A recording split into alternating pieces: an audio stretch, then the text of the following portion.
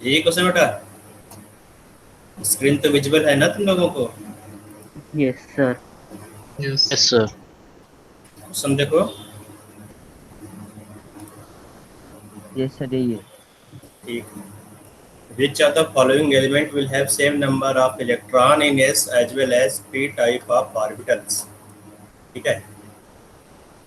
तो same number of electron होना चाहिए, जितना एस ऑर्बिटल में इलेक्ट्रॉन है उतना ही पी ऑर्बिटल में इलेक्ट्रॉन होना चाहिए। ठीक है।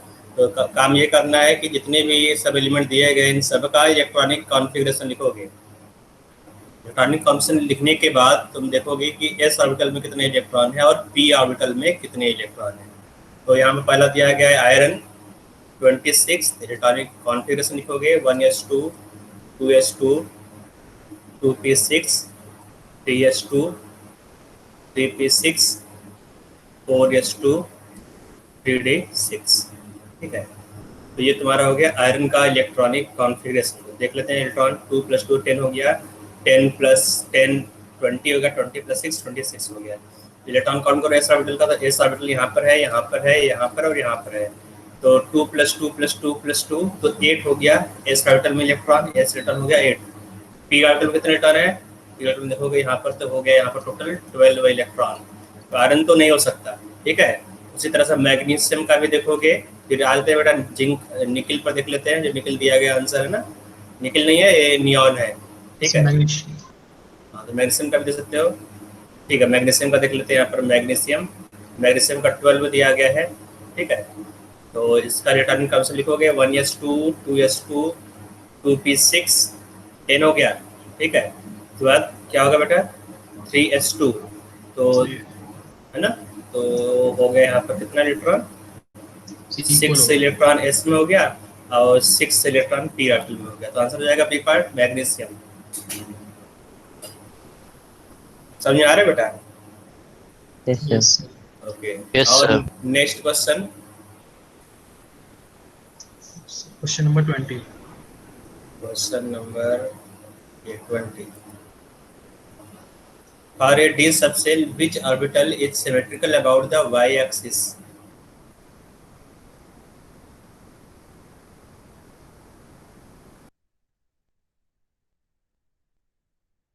ये तो ऐसे ही हट गया बेटा, क्योंकि डी ऑर्बिटल की बात कर रहा है, डी सबसेल की बात कर रहा है, तो उसमें पी एक्स बात नहीं करोगे, पी वाई की बात नहीं करोगे, है ना। तो डी एक्स वाई और डी वाई, हाँ, तो जो नीचे जो दिया गया उसको देख लोगे। तो वाई एक्सिस के अलावा सिमेट्रिकल होना चाहिए, तो तुम ऑर्बिटल को ड्रॉ करोगे। पहला ऑर्बिटल है d y x. D y x में एक्सिस क्या होगा?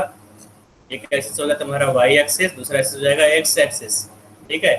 और जो इस तरह से लोब्स होते हैं एक्सिस के बीच में होगा, है ना। तो हाँ, तो डी एक्स वाई हो गया ये। दूसरा होगा, दूसरा क्या होगा बेटा यहाँ पर? ये आंसर गलत दिया है क्या? ये आंसर बी दिया कैसे? आंसर गलत होगा यहाँ पर। हाँ, ये सर आंसर वैसे सी होगा। सर वैसे आंसर पी वाई नहीं हो पाएगा ना? डी वाला तो होगा ही नहीं ना। यस सर, डी का फॉर ए पूछा है। डी सबसेल, क्वेश्चन में डायरेक्ट दे दिया है फॉर ए डी सबसेल। तो डी सबसेल की ही बात करोगे, डी सबसेल में यस। पी सबसेल तो आएगा नहीं, है ना। यस। तो पहले डी एक्स वाई देख लिया, दूसरा देख लेते हैं यहाँ पर ऑर्बिटल डी एक्स वाई, है ना। दोनों ऑर्बिटल तो सेम ही है, डी वाई एक्स बोलो चाहे चाहे d yes x y sir. बोलो, दोनों सेम बनेगा। तो आंसर हो जाएगा सी एंड डी। ठीक है। Multiple choice. C and d होगा यहाँ पर आंसर। तो गलत आंसर दिया गया है यहाँ पर। ठीक है। तो आंसर यहाँ पर यस। होगा सी एंड डी, दोनों एक ही है। वाई एक्स बोलो चाहे एक्स वाई बोलो। Yes sir. Next question. Sir 19।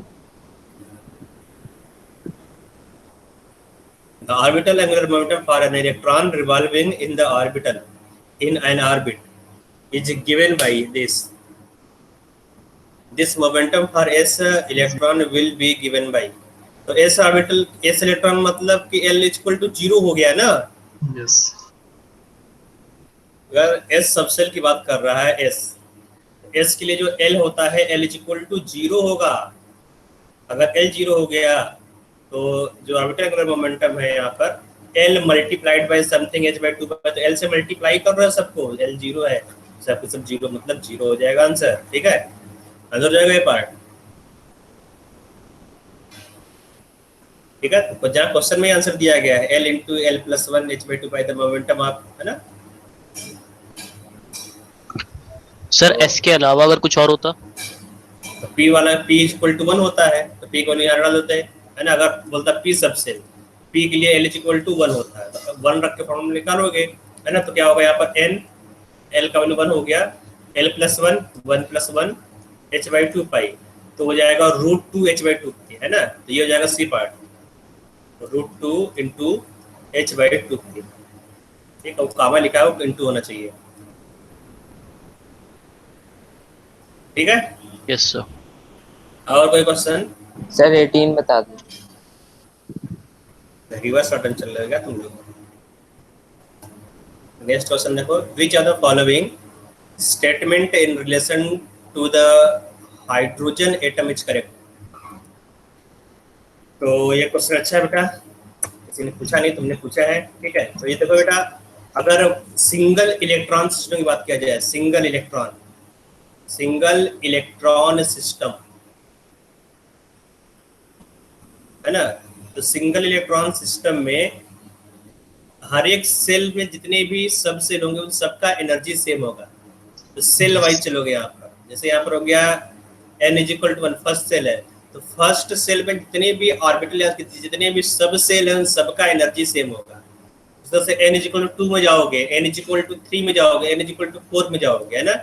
तो n is equal to four में जितने भी सब सेल होंगे उन सबका एनर्जी सेम होगा। जैसे यहाँ पर मैं n is equal to two ले लेता हूँ, ठीक है। n इज इक्वल टू में s ऑर्बिटल होगा और p सब सेल होगा, तो s सब सेल और p सब सेल इन सबका एनर्जी इक्वल होगा, है ना। इसी तरह से अगर n is equal to three लेते हो तो यहाँ पर तीन सब सेल होगा, एक तो s सब सेल हो गया, एक, है ना, तीन p ऑर्बिटल हो जाएगा और 5d ऑर्बिटल हो जाएगा। इन सबका जो 5 3 8 होगा, एक 9, जितने भी 9 ऑर्बिटल्स हैं उन सबका एनर्जी सेम हो जाएगा, सब सब डी जनरेट होंगे, ठीक है। तो ये किस में होगा? केवल सिंगल इलेक्ट्रॉन सिस्टम में, जैसे हमारा हो गया हीलियम प्लस हो गया या फिर हाइड्रोजन एटम हो गया, तो इसी में ये वर्क करेगा। अगर एक से ज्यादा इलेक्ट्रॉन हो गया ना तो वहां पर n+l वाला थ्योरी लगाओगे, ठीक है। तो आ जाते हैं इस क्वेश्चन पर, which one of the following statement in relation to the hydrogen atom is correct. 3p 3s 3p 3d orbital have the same energy, तो ये करेक्ट है, ठीक है। यस क्योंकि हाइड्रोजन एटम की बात कर रहा है तो हाइड्रोजन एटम में एक ही इलेक्ट्रॉन होगा, केवल एक इलेक्ट्रॉन यहाँ पर हाइड्रोजन एटम में। तो जितने भी n इक्वल देखोगे, n इक्वल अगर n का वैल्यू सेम है तो एनर्जी भी सेम होगा। यहाँ पर l नहीं देखोगे, केवल n वैल्यू देखोगे, ठीक है। और single electron system you will see, you will consider only n principal quantum number, not the l, ठीक है। अगर मल्टी इलेक्ट्रॉन सिस्टम है तो वहां पर n+l दोनों देखोगे। तो ए पार्ट करेक्ट है, बाकी सब इनकरेक्ट है। नेक्स्ट क्वेश्चन,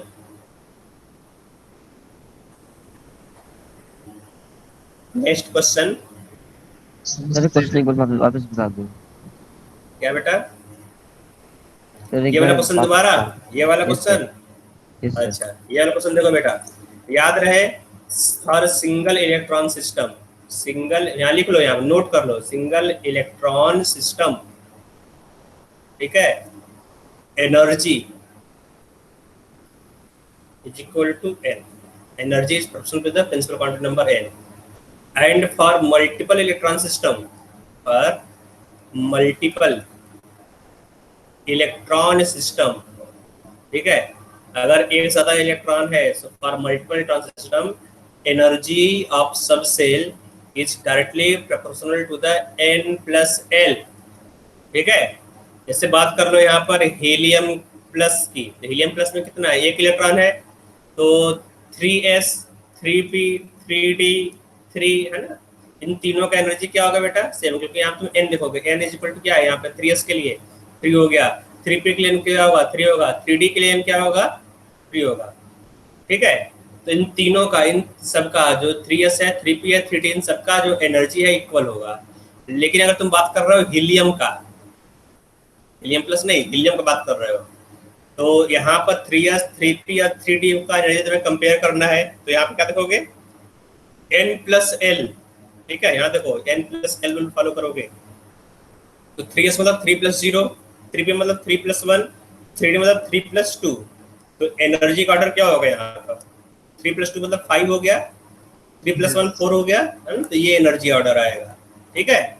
और अगर सिंगल इलेक्ट्रॉन सिस्टम है तो ये एनर्जी ऑर्डर आएगा, मतलब इन तीनों का जो एनर्जी है सेम होगा, ठीक है। समझ में आ गया बेटा? Yes sir. Yes sir. Okay, next question पूछो। नेक्स्ट क्वेश्चन पूछो। Sir question number 10।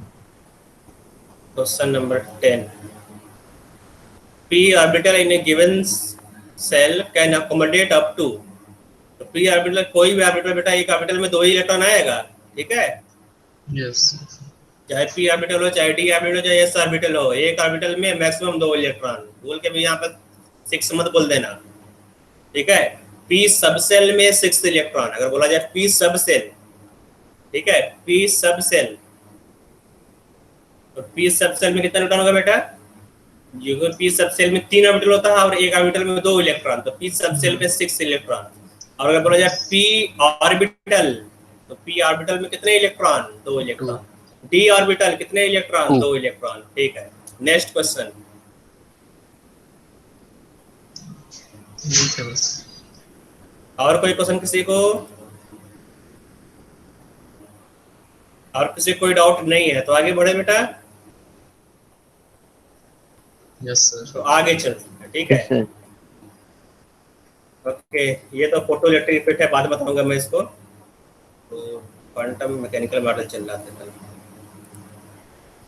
ये रहा क्वांटम मैकेनिकल मॉडल, है ना। तो इसमें कुछ मैंने चीज़ें बताया था कल, ठीक है, क्वांटम मैकेनिकल मॉडल में कि क्या क्या होता है। तो देख लेते हैं यहाँ पर।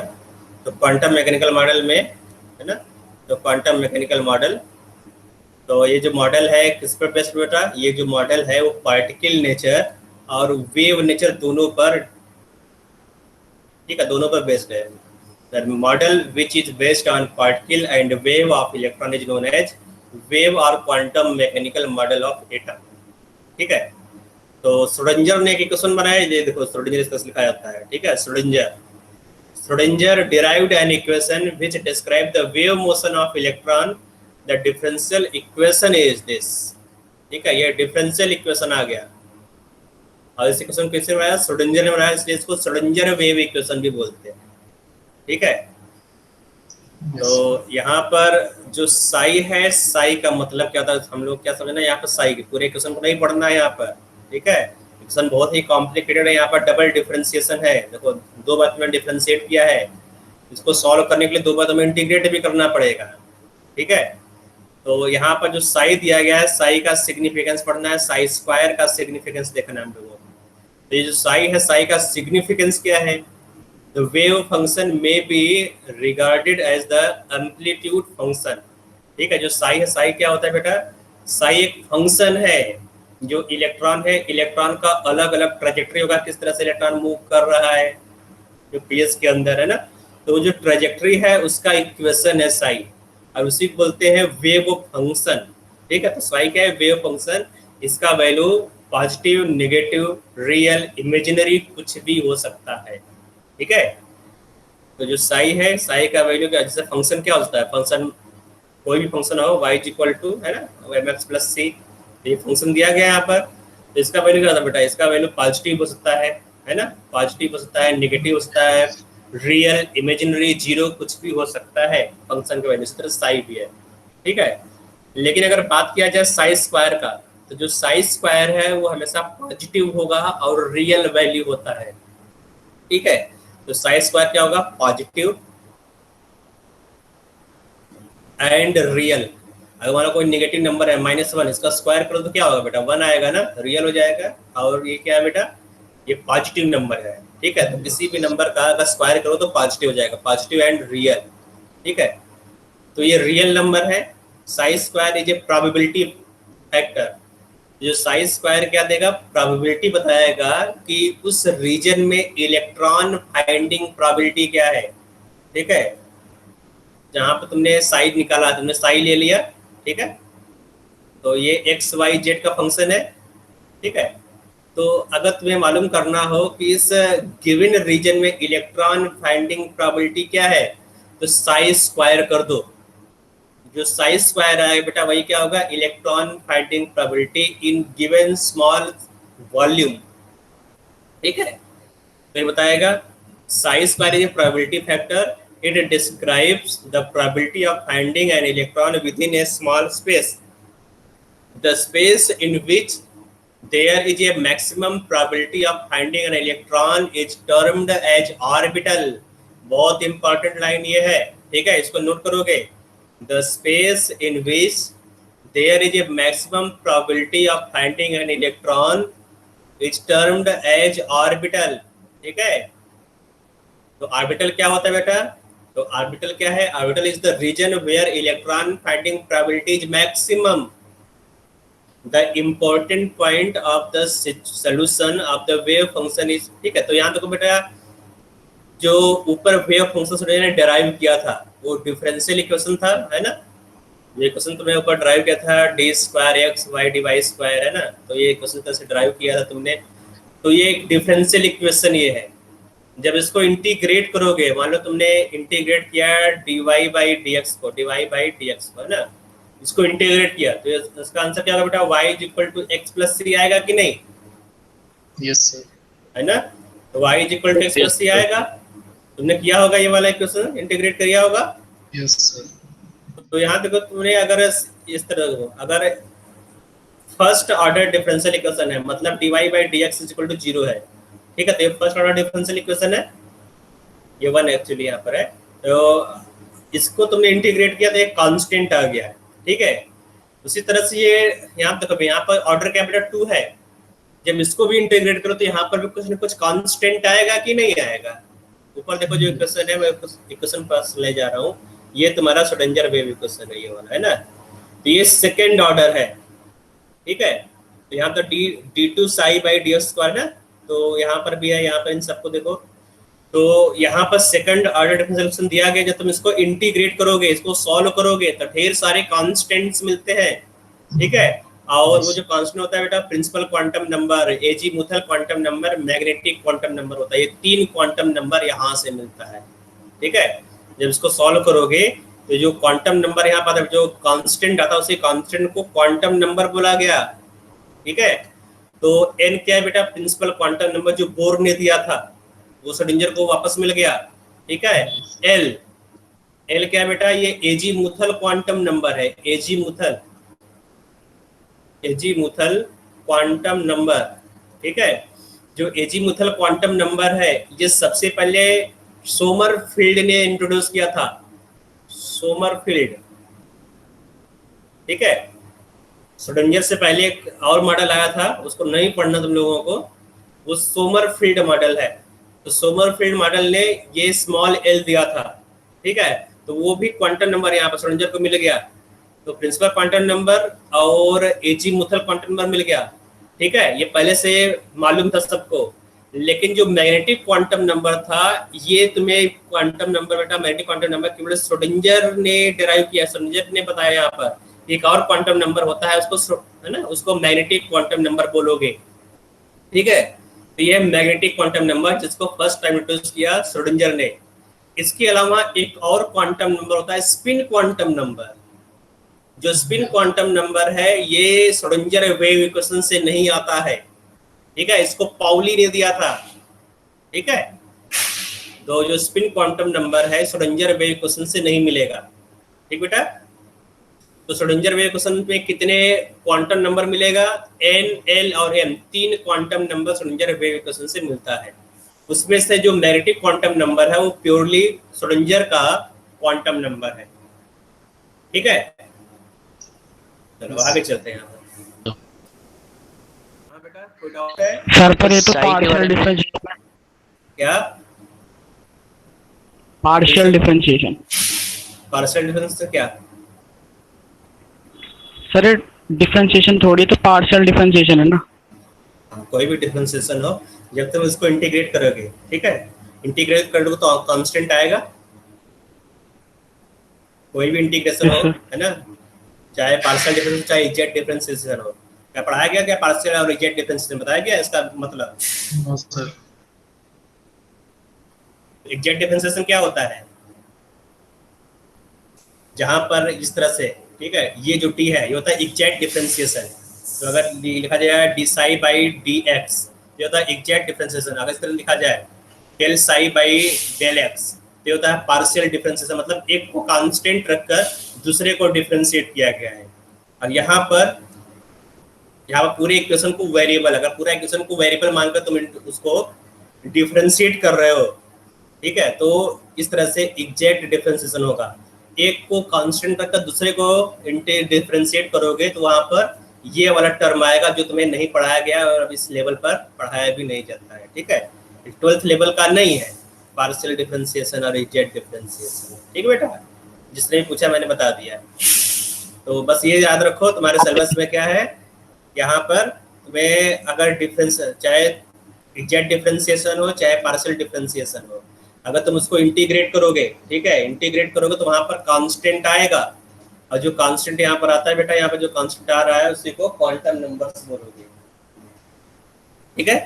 तो यहाँ पर अलग अलग क्वांटम 3 क्वांटम नंबर दिया गया है। चलो आगे चलते हैं। सिग्निफिकेंस ऑफ साई स्क्वायर मैंने बता दिया, ठीक है। तो साई स्क्वायर कहते हैं बेटा electron finding probability in given volume, ठीक है। और जो श्रोडिंगर वेव इक्वेशन का सॉल्यूशन क्या देगा, Schrodinger wave equation solution quantum numbers देगा। बोलो बेटा। नंबर का सर साई हो सकती है? फिर से बोलो, आवाज नहीं आ रहा, क्लियर कट के आ रहा है तुम्हारा आवाज। सर दोबारा- साई की वैल्यू नेगेटिव भी हो सकती है? साई का value negative, positive, real, imaginary कुछ हो सकता है। मैंने बोला पहले ही साई का वैल्यू है, साई में बोल रहा हूँ साई, ठीक है। जो साई है, साई का वैल्यू, यस सर। ठीक है, रियल नंबर क्या होता है? 0 है ना, positive integer, negative integer, fraction, ये तो रियल नंबर। साई इमेजिनरी भी हो सकता है, ठीक है। क्या कॉम्प्लेक्स नंबर पढ़ाया गया तुम लोगों को कभी? सर अभी नहीं पढ़ाया। अभी नहीं पढ़ा, तो इमेजिनरी तुम्हें मालूम ही नहीं होगा इमेजिनरी नंबर क्या होता है ना। आइडिया है, आइडिया है। आइडिया है, ठीक है। तो बस तरह समझ लो कि जो साई है, साई रियल होता है, साई इमेजिनरी बसता है। लेकिन जो साई स्क्वायर है, साई स्क्वायर क्या होता है बेटा? जो साई स्क्वायर है वो हमेशा क्या होगा? पॉजिटिव होगा और ये रियल होगा, ठीक है। और इसी साई स्क्वायर को, जो साई स्क्वायर है ना, इसको इस तरह साई स्क्वायर लिखते हैं। एक्चुअली होता क्या है? मॉड्यूलस ऑफ साई स्क्वायर होता है, ठीक है। लेकिन इसको है ना सिंप्लिसिटी के लिए बस केवल साई स्क्वायर लिख दिया जाता है। चलो आते हैं यहाँ पर, ये साई स्क्वायर यहाँ पर दिया गया। साई स्क्वायर क्या है? Probability factor. तो समझ में आ गया साई स्क्वायर और साई का मतलब। तो साई के बारे में नहीं पूछेगा एग्जाम में, ठीक है। जो साई है, साई के बारे में कुछ नहीं तुम्हें मालूम है, जिसका कोई फिजिकल सिग्निफिकेंस नहीं है साई का। लेकिन जो साई स्क्वायर है उसका फिजिकल सिग्निफिकेंस है। तो साई स्क्वायर क्या है बेटा? प्रोबेबिलिटी फंक्शन है, प्रोबेबिलिटी फैक्टर है, ठीक है, प्रोबेबिलिटी फैक्टर है।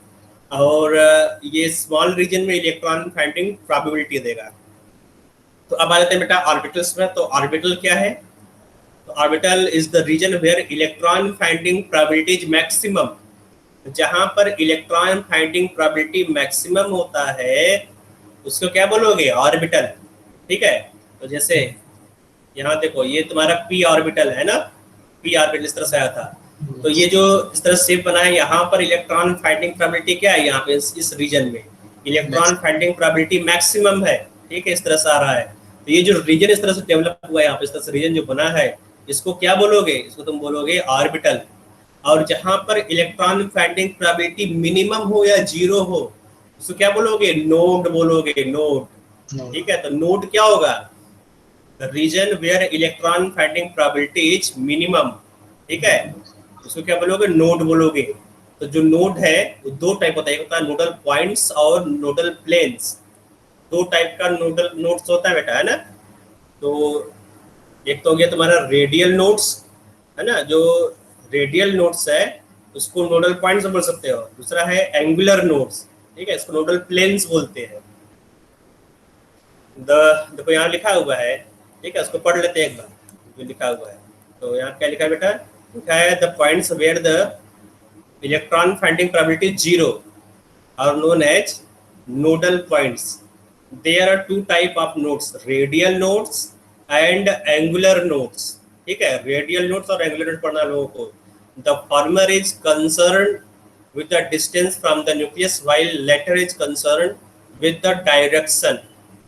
ठीक है, तो radial मतलब न्यूक्लियस से डिस्टेंस, और अगर एंगुलर बोला जाए तो इसका मतलब डायरेक्शन, किस डायरेक्शन में इलेक्ट्रॉन फाइंडिंग प्रोबेबिलिटी मैक्सिमम या मिनिमम है। तो यहाँ देखो बेटा, अगर पूछा जाए कितने एंगुलर नोड्स है या कितने रेडियल नोड्स है, तो इस फॉर्मूले से तुम निकालोगे। ठीक है, तो number of radial nodes is equal to n minus l, ये l है, l माइनस 1, और नंबर ऑफ एंगुलर्स क्या होगा बेटा, l क्या है बेटा यहाँ पर, एजीमुथल क्वांटम नंबर, और n क्या है, प्रिंसिपल क्वांटम नंबर। ठीक है, ये प्रिंसिपल क्वांटम नंबर हो गया n, l तुम्हारा हो गया एजीमुथल क्वांटम नंबर। ठीक है, तो जो रेडियल नोड्स है वो दो क्वांटम नंबर पर डिपेंड करेगा, n और l, जबकि एंगुलर नोड्स केवल एजीमुथल क्वांटम नंबर पर डिपेंड करेगा। ठीक है, तो पहले देख लेते हैं बेटा एंगुलर नोड्स को, जो एंगुलर नोड्स है उसको देख लेते हैं, जितने भी एंगुलर नोड्स है। ठीक है, तो आते हैं एंगुलर नोड्स पर। एंगुलर नोड्स, तो एंगुलर नोड्स क्या होगा बेटा, L। ठीक है, तो अगर s ऑर्बिटल की बात किया जाए, s ऑर्बिटल में, तो s ऑर्बिटल में कितने एंगुलर नोड्स होगा, L इक्वल टू क्या होता है बेटा s ऑर्बिटल के लिए, 0। ठीक है, तो नंबर ऑफ एंगुलर नोड्स कितना होगा, 0। आज पी सबसेल की बात करते हैं, पी सबसेल या पी ऑर्बिटल की बात करते हैं। पी ऑर्बिटल में है ना, L क्या होता है बेटा, और p orbital L equal to 1। ठीक है, तो एंगुलर नोड्स कितना होगा, एंगुलर नोड्स L होता है, दैट इज 1, है ना। देख लेते हैं यहाँ पर, तो ये तुम्हारा हो गया पी वाई।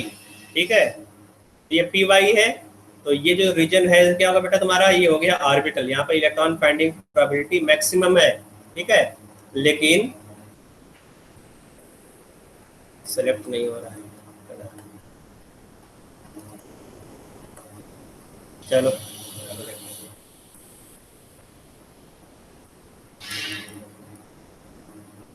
ब्लैक ही रहने दो।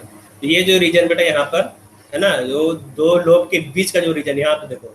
ठीक है, यहाँ पे इलेक्ट्रॉन फाइंडिंग प्रोबेबिलिटी क्या है बेटा, इस रीजन में ये जो प्लेन तुम्हें मिलेगा, अगर मान लो ये तुम्हारा y एक्सिस है, ये x एक्सिस है, इसके परपेंडिकुलर क्या होगा, ये जो एक्सिस होगा ये तुम्हारा होगा z एक्सिस, ये x एक्सिस है, और ये इसके परपेंडिकुलर क्या है तुम्हारा y एक्सिस है।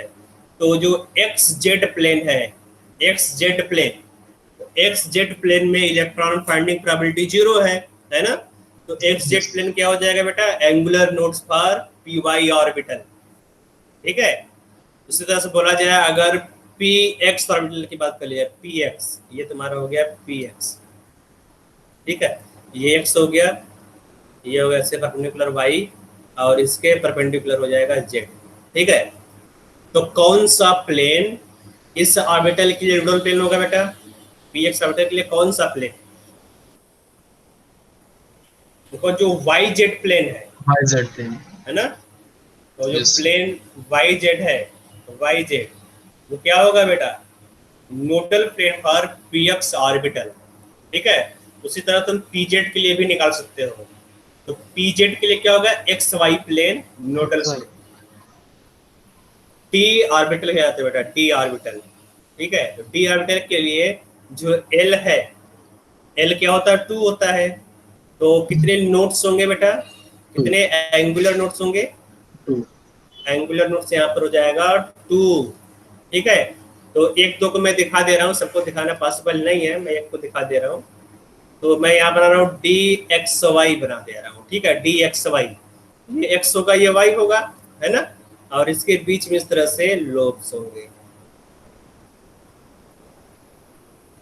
अब दिख रहा होगा तुम्हें इलेक्ट्रॉन फाइंडिंग प्रोबेबिलिटी कहाँ पर मिनिमम कहाँ पर मैक्सिमम है।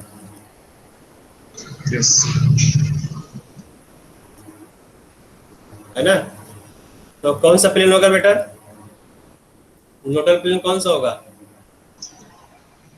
सर देखो यहाँ पर ये जो y है, वाई यहाँ जेड से और तुम एक्स। कट कर रहे हो, है ना? तो ये जो प्लेन है तुम्हारा y एक्सिस के अलाउंग, मतलब y और z एक्सिस, ठीक है? तो y z एक्सिस क्या होगा तुम्हारा नोडल प्लेन, और दूसरा क्या होगा x z प्लेन। तो ये तुम्हारा x है ना ये, ठीक है? x z प्लेन तुम्हारा क्या होगा नोडल प्लेन। तो दो प्लेन मिलेगा तुम्हारे, तुम्हें एक हो गया एक्स वाई, सॉरी पहला हो गया वाई जेड, दूसरा हो गया एक्स जेड, ठीक है?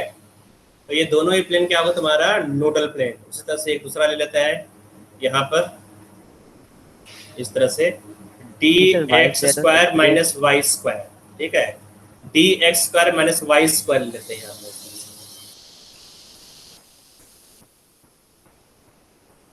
ये तुम्हारा x हो गया, ये y हो गया, इसके परपेंडिकुलर क्या होगा, इसके परपेंडिकुलर होगा z एक्सिस, ठीक है? समझ में आ रहा है इतना? तो अब यहाँ पर दिख रहा होगा कि अगर इस तरह से एक प्लेन यहाँ से क्रॉस किया जाए इस तरह से, ठीक है? एक यहाँ से इस तरह से प्लेन निकाला जाए और दूसरा एक प्लेन यहाँ से इसके परपेंडिकुलर यहाँ से इस तरह से निकाला जाए, तो ये प्लेन क्या होगा बेटा नोडल प्लेन होगा। इसका एक्शन तुम्हें बनाना पड़ेगा मैथमेटिकली, तो नहीं मालूम है ना? तो जब तुम्हें प्लेन्स पढ़ाया जाएगा तो वहाँ मालूम चलेगा इसका इक्वेशन क्या होगा। तो अभी रहने दो, ठीक है? तो यहाँ पर दो प्लेन तुम्हें दिख रहा होगा, ये जो डॉटेड लाइन है ये होगा नोडल प्लेन, दूसरा ये प्लेन होगा, तो दो मिलेगा।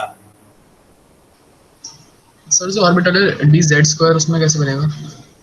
यहाँ देखो ये तुम्हारा जो ऑर्बिटल है, ठीक है, ये तुम्हारा हो गया एक्स हो गया, एक्सिस हो गया, ये जेड हो गया, नहीं जेड ये है, ये वाई एक्सिस है, ठीक है? तो ये जेड एक्सिस है। तो यहाँ पर जो नोडल प्लेन होता है बेटा उस नोडल सरफेस होता है इस तरह से, देखो ये कोनिक कोन टाइप का एक तरह से नोडल सरफेस मिलेगा तुम्हें, ठीक है? जहाँ पर इलेक्ट्रॉन फाइंडिंग प्रोबेबिलिटी मिनिमम होगा। एक तो ये हो गया ऊपर वाला, एक नीचे वाला हो जाएगा, ठीक है? तो दो नोडल सरफेस मिलेगा। तो जो डी जेड स्क्वायर है, डी जेड स्क्वायर में वहाँ पर क्या मिलेगा बेटा, यहाँ पर भी d इज इक्वल टू 2 है, इसके लिए जो डी ऑर्बिटल है इसके लिए l क्या होगा, l इक्वल टू होगा, तो दो नोडल प्लेन्स मिलेगा, है ना? एक ये इस तरह से, एक नीचे इस तरह से मिलेगा। तो याद रखो जो नोडल प्लेन्स है, nodal planes l value depend करेगा, जितना एल होगा उतने ही नोडल प्लेन्स होंगे। तो अगर एफ ऑर्बिटल की बात किया जाए, एफ ऑर्बिटल में कितने नोडल प्लेन्स मिलेंगे, एंगुलर नोड्स मिलेंगे? 3। है ना? एफ ऑर्बिटल के लिए 3 मिलेगा, जितने वेव ऑर्बिटल सबके लिए 3 मिलेगा। में एल देखना है, जितना समझ में आ गया ना? आते हैं ऑर्बिटल्स पर। सर एक बार और बता दीजिए लास्ट। कौन सा लास्ट? ये वाला, ये वाला? सर आई की सिग्निफिकेंस वगैरह बताने के बाद जो आपने शुरू किया था। कहाँ पे थे तुम बेटा? तुम रिव्यूज में देख लेना, बहुत टाइम हो जाएगा। वो तो कनेक्शन लूज हो गया था क्या तुम्हारा? तो कनेक्शन लॉस्ट हो गया था। तो रिवीजन देख लेना बेटा, ठीक है? वहाँ पर तुम देख लेना। सर हमने सर dxy के Okay, वो प्लेन्स कैसे निकाले? अब तुम्हें बेटा प्लेन से नहीं मतलब, तुम्हें ये देखना है कि दो है या नहीं है। तो तुम्हें क्या देखना है बेटा, d इज इक्वल टू क्या होगा, डी ऑर्बिटल के लिए l क्या होगा, है ना? l इज इक्वल टू 2 होगा डी ऑर्बिटल के लिए। तो कितने नोडल प्लेन होगा बेटा, नोडल प्लेन्स? तो यहाँ पर मैंने शो किया 2 होता है। ये प्लेन निकालने की जरूरत नहीं है, एग्जाम में तुम्हें प्लेन नहीं पूछेगा, क्योंकि अभी मैथ पढ़े नहीं हो ना, तभी तुम्हें मालूम नहीं प्लेन का इक्वेशन क्या होता है, ठीक है? तो बस ये जान लो कि जितना l आएगा, l इज इक्वल टू जितना वैल्यू होगा l का, वही नंबर ऑफ नोडल प्लेन्स होगा, ठीक है? Okay sir. हाँ, आगे आ जाओ यहाँ पर। तो नंबर ऑफ नोड्स निकालने सीख गए तुम लोग, है ना? सर नंबर मतलब ऑफ जहाँ पर भी प्लेन्स होंगे वहाँ पर भी इलेक्ट्रॉन फाइंडिंग प्रोबेबिलिटी 0 होगी। 0 होगा, 0 या मिनिमम होगा, जरूरी नहीं 0 हो, वहाँ मिनिमम होगा, ठीक है? वहाँ पर बेटा प्रोबेबिलिटी बोलते हैं, तो प्रोबेबिलिटी है ना, तो 0 नहीं बोलेंगे, वहाँ पर मिनिमम बोलेंगे, ठीक है? Okay sir. तो इलेक्ट्रॉन फाइंडिंग प्रोबेबिलिटी मिनिमम होगा। यहाँ पर वर्ड लिखा है वो 0 भले ही लिखा हुआ है, लेकिन जो एग्जैक्ट वर्ड है वो होता है मिनिमम, ठीक है? Nodal planes are the plane where electron finding probability are minimum, the number of such plane is also equal to l, ठीक है? तो ये होगा तुम्हारा नोडल प्लेन्स। यहाँ पे बेटा एंगुलर नोड्स पर आते हैं, रेडियल नोड्स पर आते हैं, रेडियल नोड्स, ठीक है? तो रेडियल नोट्स पर आ जाओ। तो रेडियल नोट्स कैसे निकालोगे? रेडियल नोट्स, तो रेडियल नोट्स कैसे निकलेगा बेटा? अगर रेडियल नोट्स निकालना हो तो radial nodes is equal to n minus l minus 1 होता है। तो 3p, 3p आपके लिए तुम्हें नंबर ऑफ रेडियल नोट्स निकालना हो तो कैसे निकालो बेटा number of radial notes? n रखोगे यहाँ पर, n इक्वल टू क्या होगा 3p के लिए? 3। l क्या होगा यहाँ पर? 1 माइनस 1। तो नंबर ऑफ रेडियल नोट्स कितना हो जाएगा? 1। ठीक है। उसी तरह से 4d, 4d आपके लिए नंबर ऑफ रेडियल नोट्स निकालना हो तो क्या होगा बेटा? n का वैल्यू 4 हो गया, l का वैल्यू कितना होगा? 2 माइनस 1। 4 माइनस 2 माइनस 1 कितना हो जाएगा? 1। एक रेडियल नोट्स होगा। ठीक है, निकाल लोगे अब रेडियल नोट्स और एंगुलर नोट्स? Yes sir. ठीक है, तो कुछ क्वेश्चन कर लेते हैं इस पर बेस्ड, जो क्वेश्चन है देख लेते हैं यहाँ पे ना।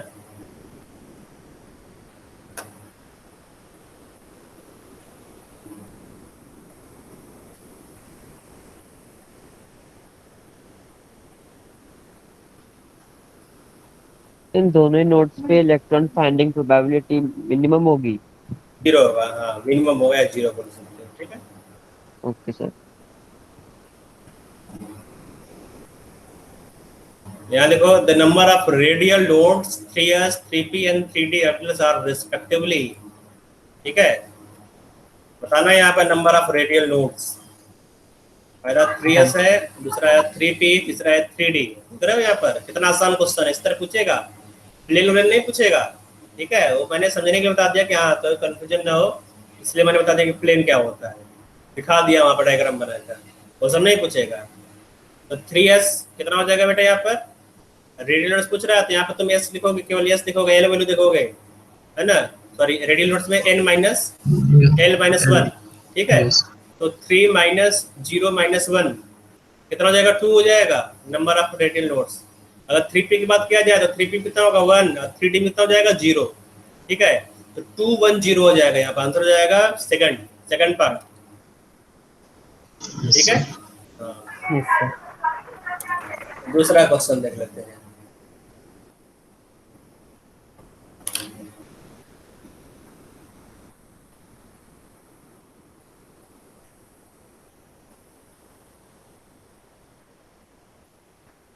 इसको बाद में करेंगे, अभी ग्राफ वाला क्वेश्चन बताया नहीं हूँ, बताऊंगा बाद में।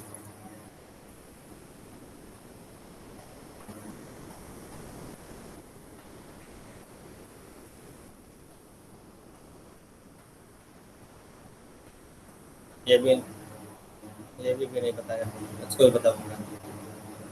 ग्राफ वाला क्वेश्चन ये है। ठीक है, तो पहले ग्राफ बता देता हूँ फिर आता हूँ यहाँ पर। ठीक है, देखो बेटा, इसके बाद हम लोग ग्राफ ड्रॉ करेंगे। ठीक है, यहाँ पर 3 टाइप का ग्राफ पूछता है। एक जो ग्राफ है वो पूछेगा psi versus radial distance r. ठीक है, तो यहाँ पर 3 टाइप ग्राफ पूछेगा बेटा। पहला जो ग्राफ है यहाँ पर तो किसी से भी पूछेगा बेटा साई। ठीक है, साई वर्सेस रेडियल डिस्टेंस। और जो दूसरा ग्राफ पूछेगा बेटा, दूसरा ग्राफ होता है यहाँ पर, सेकंड जो कर्व पूछेगा तो क्या होगा? वो होगा साई स्क्वायर वर्सेस आर। ठीक है, एक और डायग्राम पूछता है, 3 टाइप का होता है बेटा ना, तीनों को। जो तीसरा होता है वो होता है 4 pi r square psi square r. तो ये 3 टाइप का ग्राफ हम लोगों को यहाँ पर देखना है, और बहुत ही आसान ग्राफ है। और इस ग्राफ को ड्रॉ करने से पहले तुम्हें मालूम होना चाहिए कितने रेडियल नोट्स होते हैं। ठीक है, अगर रेडियल नोट्स मालूम है तभी तुम इसको ड्रॉ कर पाओगे, क्योंकि ये जो ग्राफ है ये रेडियल वेव फंक्शन होता है। ठीक है, रेडियल वेव फंक्शन। रेडियल का मतलब क्या होता है बेटा, पहले ये समझ लेते हैं। जैसे है ना, तुम्हें एक सर्कल मैंने बना दिया इस तरह से। ठीक है, ये यहाँ पे इसका सेंटर है, ये सेंटर है। तो सेंटर से जो डिस्टेंस होता है यहाँ पर, ठीक है, ये जो डिस्टेंस है इसको रेडियल डिस्टेंस बोलेंगे। जैसे यहाँ पर है, तो ये क्या होगा बेटा, यहाँ पर R1 क्या है, रेडियल डिस्टेंस। तो ये जो पूरा का पूरा सर्कल आएगा ये रेडियल डिस्टेंस R1 का सर्कल है। इसी तरह से यहाँ पर जो डिस्टेंस मान लो R2 है ये, है ना, तो ये जो सर्कल होगा तो क्या होगा बेटा, रेडियल डिस्टेंस R2 का सर्कल है। और अगर ये R3 है तो क्या होगा, ये रेडियल डिस्टेंस R3 का सर्कल है। मतलब ये R क्या होता है बेटा, डिस्टेंस फ्रॉम द सेंटर, है ना। तो अब तो ये सर्कल है, लेकिन अब तुम स्फीयर को कंसिडर करो, स्फीयर, तो स्फीयर का भी तो एक सेंटर होगा, ठीक है, यस क्योंकि जो एटम है वो स्फेरिकल शेप का होता है, तो सर्कल रोलर नहीं होता, टू डायमेंशनल नहीं होता, 3 डायमेंशनल होता है, ठीक है। तो वहां पर जो आर डिस्टेंस होगा उसको तुम क्या बोलोगे, रेडियल डिस्टेंस, ठीक है। ये न्यूक्लियस हो गया, न्यूक्लियस जो डिस्टेंस होगा बेटा उस डिस्टेंस को क्या बोलोगे, रेडियल डिस्टेंस, ठीक है।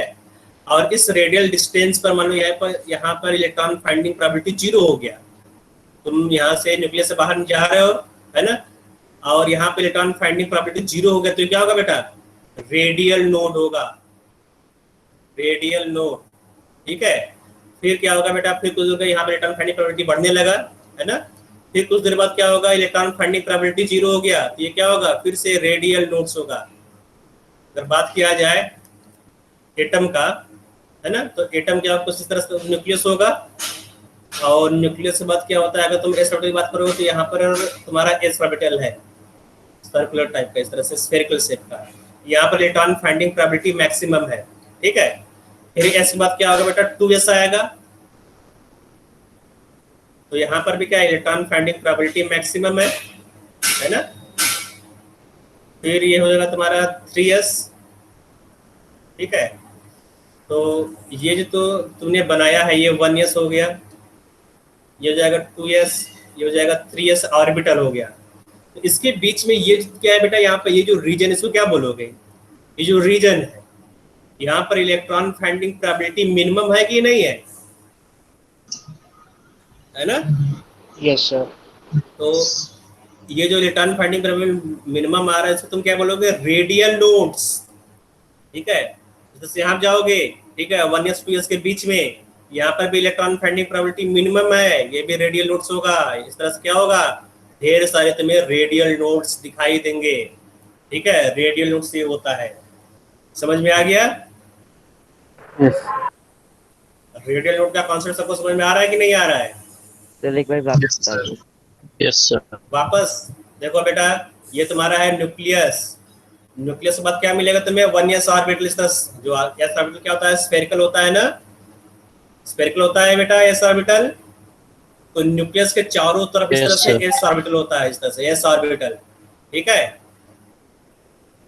तो यार बेटा, तो ये s ऑर्बिटल हो गया, और फिर इसके बाद क्या होगा, यहाँ पे इलेक्ट्रॉन फाइंडिंग प्रोबेबिलिटी मिनिमम हो जाएगा। उसके बाद देखो ये s ऑर्बिटल है, फिर इसके बाद इलेक्ट्रॉन फाइंडिंग प्रोबेबिलिटी मिनिमम हो गया, फिर क्या होगा, 2s ऑर्बिटल, है ना। 2s के बाद क्या होगा, 3s ऑर्बिटल। तो 2s और 3s के बीच में इलेक्ट्रॉन तो नहीं है यहाँ पर, क्यों नहीं बेटा, क्योंकि ऑर्बिटल नहीं, जहाँ पर ऑर्बिटल होता है बेटा, ऑर्बिटल में इलेक्ट्रॉन फाइंडिंग प्रोबेबिलिटी मैक्सिमम होगा। तो यहाँ पर इलेक्ट्रॉन फाइंडिंग प्रोबेबिलिटी मैक्सिमम है, यहाँ पर इलेक्ट्रॉन फाइंडिंग प्रोबेबिलिटी मैक्सिमम है, तो बीच में क्या होगा, इलेक्ट्रॉन फाइंडिंग प्रोबेबिलिटी मिनिमम होगा कि नहीं होगा। अगर यहाँ पर मैक्सिमम है, यहाँ पर मैक्सिमम है, तो इन दो मैक्सिमम के बीच में क्या आता है बेटा, मिनिमम आता है कि नहीं। यस दो मैक्सिमा के बीच में एक मिनिमा, जो मिनिमा है बेटा वो क्या होगा, नोड्स होगा, रेडियल नोड्स, ठीक है। समझ में आया बेटा जिसने पूछा था, या एक बार और बता दूं। इसका जितना भी एरिया होगा ये पूरा नोड होगा। हाँ, ये नोट्स उसको बोलते हैं, नोट्स, एक नोट्स, दो नोट्स, नोट्स बोलोगे वहां पर, ठीक है। एरिया नहीं होता वहां पर, नोट्स होता है, उसको बोलोगे, ठीक है। Okay sir. हाँ, तो ये नोट्स हो गया, यहाँ पर किसी कोई डाउट नहीं है ना, ठीक है। तो आ जाते हैं ग्राफ के ऊपर। जो ग्राफ है, पहला ग्राफ है ना, जो फर्स्ट टाइप का ग्राफ है उसको हम लोग ड्रा करेंगे, ठीक है। तो ध्यान से देखना, तो जो फर्स्ट टाइप का ग्राफ है उसको ध्यान से देखना,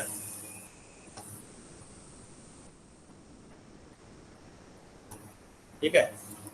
तो मैं यहाँ पर 3 ग्राफ बनाऊंगा एक साथ। तो मैं 3 के लिए यहाँ पर कोऑर्डिनेट बना दे रहा हूँ, ठीक है, ये हो गया। तो यहाँ पर हम लोग ग्राफ बनाएंगे साई वर्सेस आर का, साई वर्सेस आर का, साई वर्सेस आर।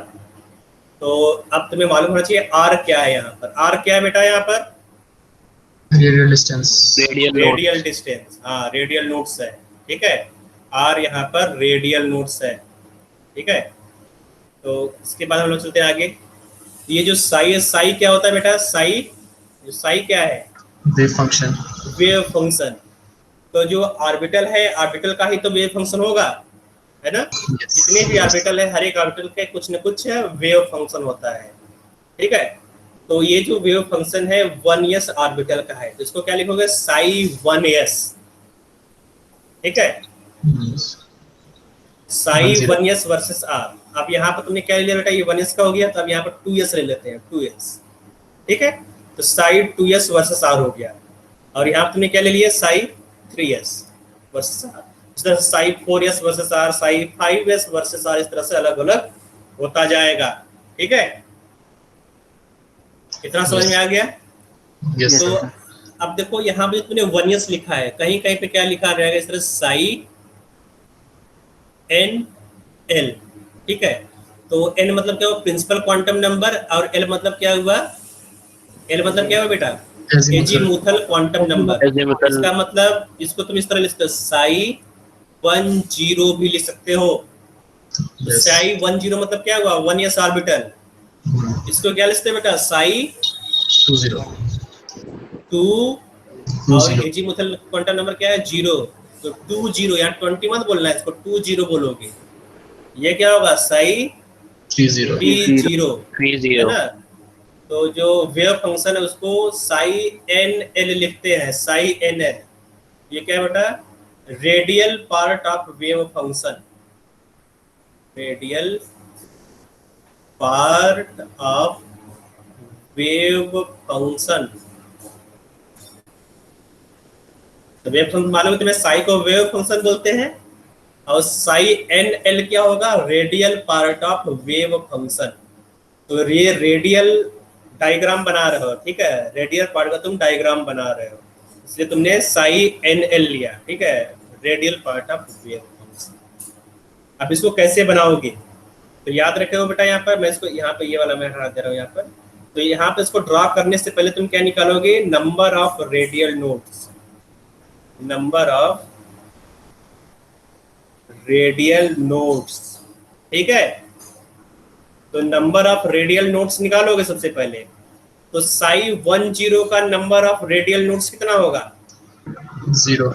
1s का रेडियल नोट्स कितना होगा बेटा? 1 - 0 - 1। तो यहाँ पर रेडियल नोट्स 0 हो गया, ठीक है। तो रेडियल नोट्स अगर 0 हो गया, कहीं पर अगर 0 आ गया तो वो इस आर एक्सिस को कट नहीं करेगा, ठीक है। ये आर है यहाँ पर, आर एक्सिस को कट नहीं करेगा, ठीक है। तो अगर यहाँ पर मान लो 1 आ जाता तो एक बार इस एक्सिस को कट करता। अगर 2 आ जाता है यहाँ पर, रेडियल नोट्स 2 आ जाते हैं, आप देखो ये क्या बेटा? 2s। तो 2s के लिए कितना होगा नंबर ऑफ रेडियल नोट्स? 1 निकालोगे 2 - 0 - 1 = 1। 3s के लिए भी निकाल लेते हैं। तो 3s के लिए क्या होगा बेटा? 3 - 0 - 1, ये हो जाएगा 2। तो यहाँ पर 0, यहाँ पर 1, यहाँ पर 2 आ गया। तो जो ग्राफ है क्या इसको कट करेगा? यहाँ पर नहीं कट करेगा। यहाँ पर 0 आ रहा मतलब 0 बार कट करेगा, एक बार भी कट नहीं करेगा। यहाँ पर 1 आ गया तो एक बार इसको कट करेगा, ठीक है। 1 मतलब एक बार कट करेगा। 2 यहाँ पर आ गया तो आर एक्सिस को 2 बार कट करेगा। समझ में आ गया इतना बात?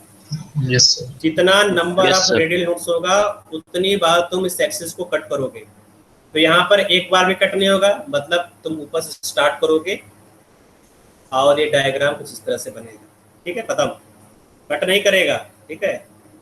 इस तरह से इन्फिनिटी पर जाकर टच करेगा। ये जो इस तरह से ग्राफ बना हुआ बेटा, ये इन्फिनिटी पर जाकर इस तरह से टच करेगा, ठीक है। Okay sir. अब यहाँ इतना समझा बेटा? तो अगर 1s का बनाना है तो 1s तुम एस सॉफ्टवेयर में तुम ऊपर स्टार्ट करोगे कहीं से भी, है ना, ऊपर तुम स्टार्ट करोगे और ये इन्फिनिटी पर जाकर टच करेगा, एक बार भी कट नहीं करेगा आर एक्सिस को। तो यहाँ पर 1 आ गया, ऊपर से स्टार्ट करोगे, एक बार केवल कट करेगा, नीचे जाएगा यहाँ पर, ठीक है। और हमेशा ये इन्फिनिटी पर जाकर आर एक्सिस को टच करेगा, कट नहीं करेगा बेटा दोबारा, केवल एक ही बार कट करेगा। तो ऊपर से आया नीचे तक, है ना, एक बार कट किया और ये इन्फिनिटी पर जाकर टच करेगा, ठीक है। 3s का जाता है, 3s कितनी बार कट करेगा बेटा, ये 2 बार। तो 2 तो टाइम्स। ये ऊपर से स्टार्ट होगा इस तरह से, एक बार कट किया, 2 बार कट किया, इन्फिनिटी पर जाकर टच करेगा, इस तरह से इन्फिनिटी पर जाकर टच करेगा, ठीक है। तो ये ऊपर Yes, वाला sir. एरिया क्या होगा, प्लस होगा, ये प्लस होगा, ये नीचे आ गया, आर एक्सिस के नीचे मतलब क्या होगा, माइनस। तो यहाँ पर जो वेव फंक्शन नेगेटिव है, यहाँ पर वेव फंक्शन पॉजिटिव है, वेव फंक्शन यहाँ पर वेव फंक्शन पॉजिटिव है, यहाँ पर वेव फंक्शन नेगेटिव है। समझ में आ गया बेटा ये ग्राफ? Yes sir. यस। कोई ऐसा जिसको समझ में नहीं आया तो पूछ सकता दोबारा। सबको समझ में आ गया? Yes yes sir. सबको समझ में आ गया तो चलते हैं आगे। जो दूसरा ग्राफ है, दूसरा ग्राफ हम लोग तो बनाने की कोशिश करेंगे। जो सेकंड ग्राफ है ना, सेकंड ग्राफ किसके बीच में था बेटा, साई स्क्वायर वर्सेस आर,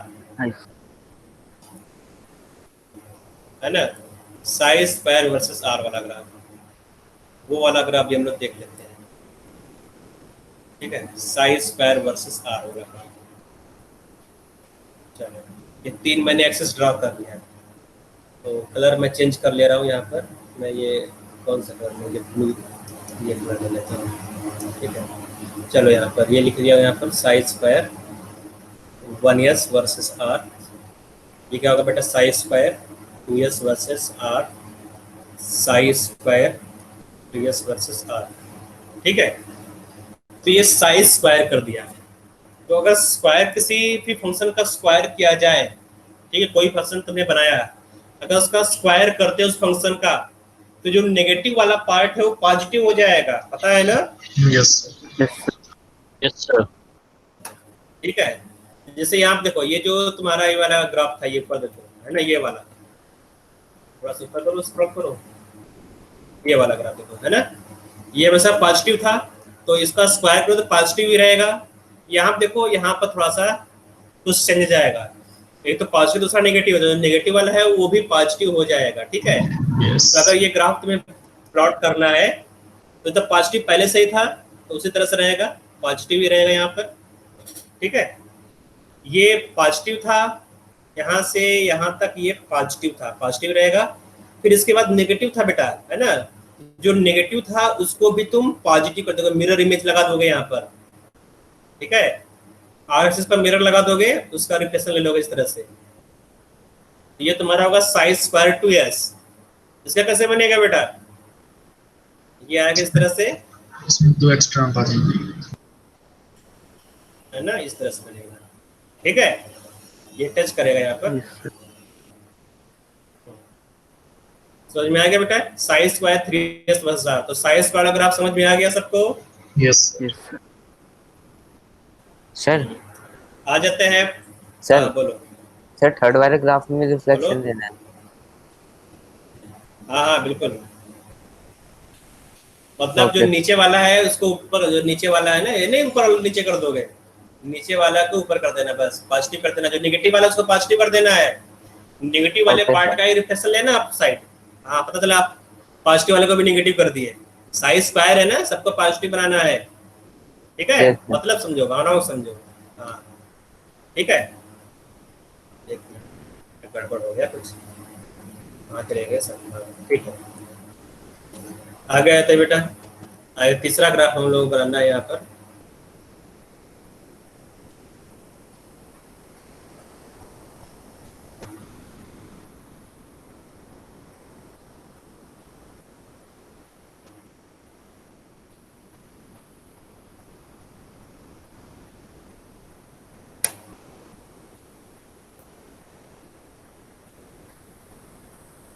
ठीक है। तो अब ये जो ग्राफ है किसी से बीच में आना बेटा, यहाँ पर मैंने क्या बताया बेटा, क्या है, ये है 4 pi r square psi square 1s।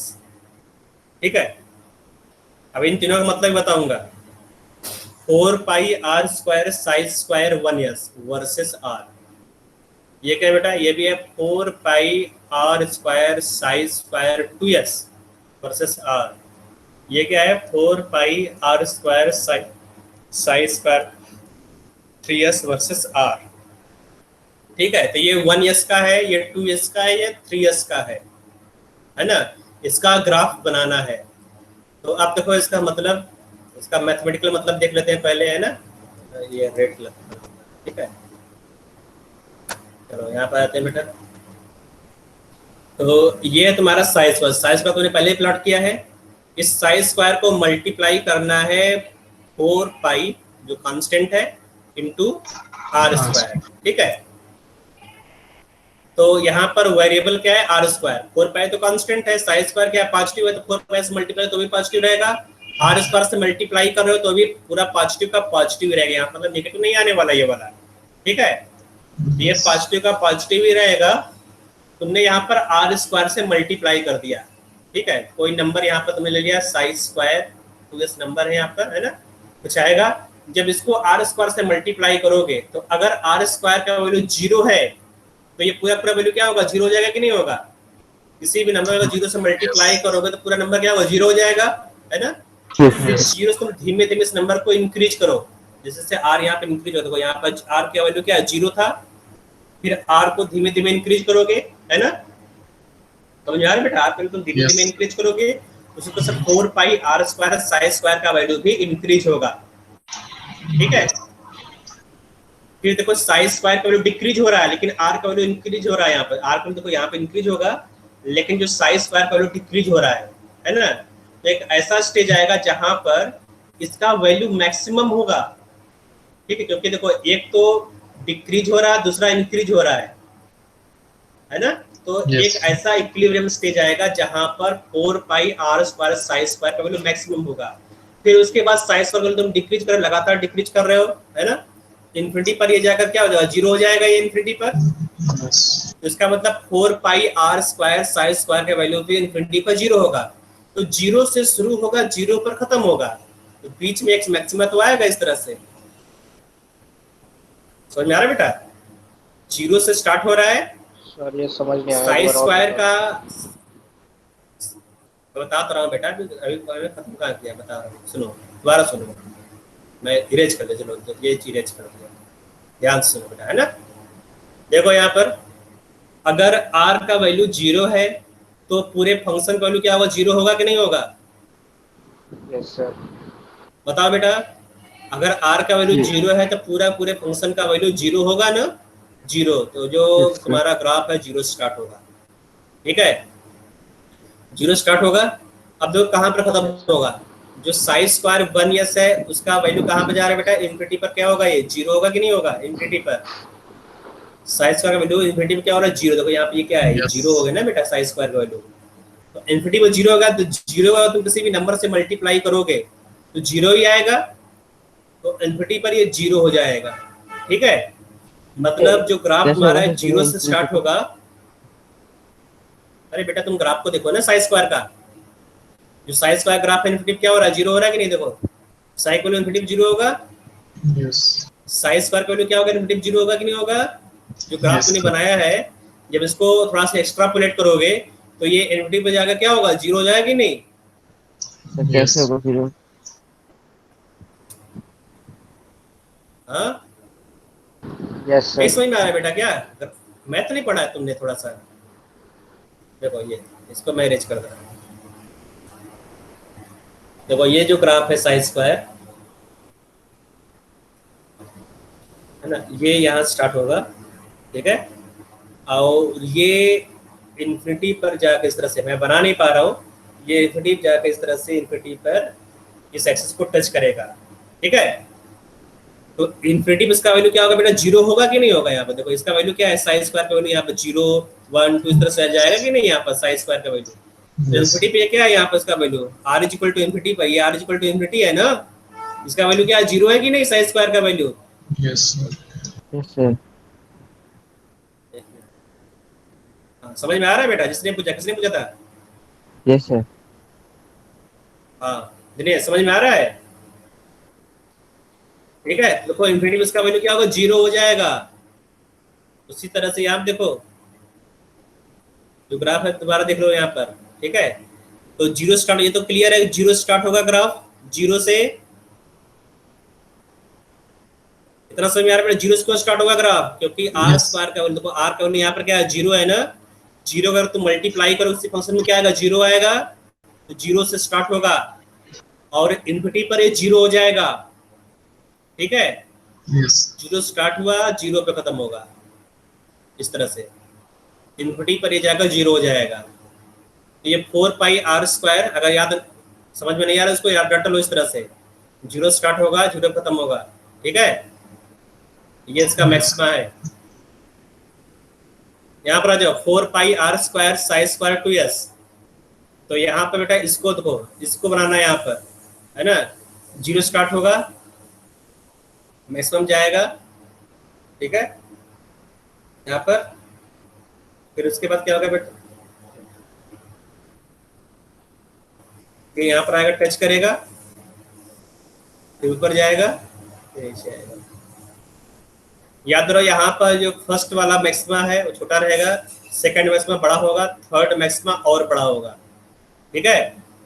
तो कुछ इस तरह से मैक्सिमा बढ़ता जाएगा, इस तरह से थर्ड होता है, थर्ड और बड़ा होता है। यहाँ पर जो थर्ड वाला कैसे ले रहा हूँ मैं,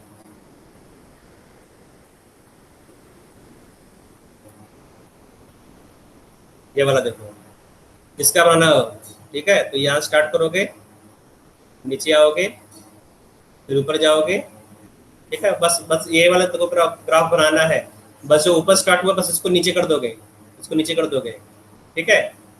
ये ऊपर स्टार्ट हुआ बस नीचे स्टार्ट होगा, ये नीचे स्टार्ट होगा, मैक्सिमा नीचे आया, फिर मैक्सिमा नीचे आया, जो थर्ड है थर्ड और बड़ा हो जाएगा यहाँ पर।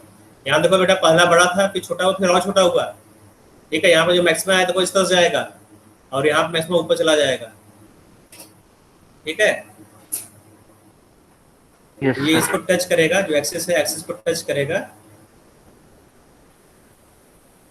तो मैं इस बना दे रहा हूँ यहाँ पर,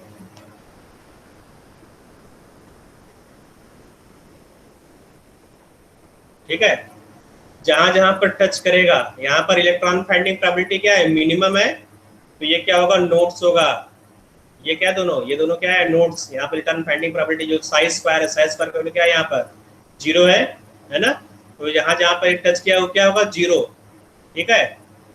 यहाँ पर इलेक्ट्रॉन फाइंडिंग प्रोबेबिलिटी मिनिमम है। और जो मैक्सिमा है यहाँ पर, जो मैक्सिमा आया वही क्या होगा बेटा, ऑर्बिटल, ठीक है। यहाँ पर इलेक्ट्रॉन फाइंडिंग प्रोबेबिलिटी क्या है, मैक्सिमम है, तो ये ऑर्बिटल होगा, ठीक है। तो ये 1s का था, 1s 2s 3s का था। पी पाते हैं, नोट कर लो इस ग्राफ को। सर जो आपने कहा था ना कि एक चीज बढ़ेगी दूसरी घटेगी, वो समझ नहीं आती, वो समझाते हैं कर। बेटा मत समझो, इसको खुद लिख लो, ठीक है। ग्राफ बना लो यहाँ पर।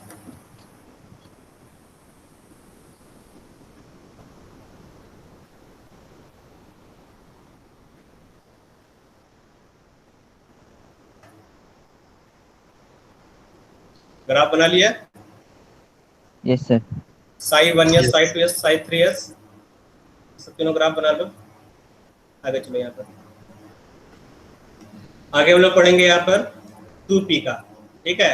2p का ग्राफ, इस पर ध्यान से देखना है, भूल जाओ फिर पूछोगे समझ में नहीं आया, ठीक है। ध्यान देखो यहाँ पर कैसे होगा।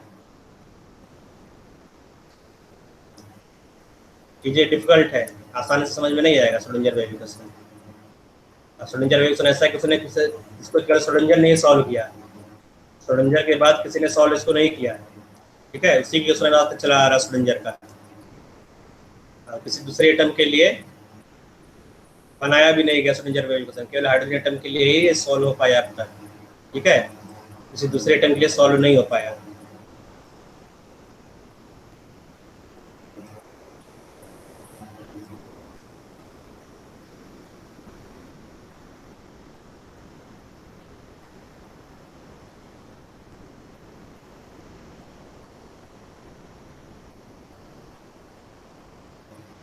ओके, तो यहाँ पर मैं ले रहा हूँ साई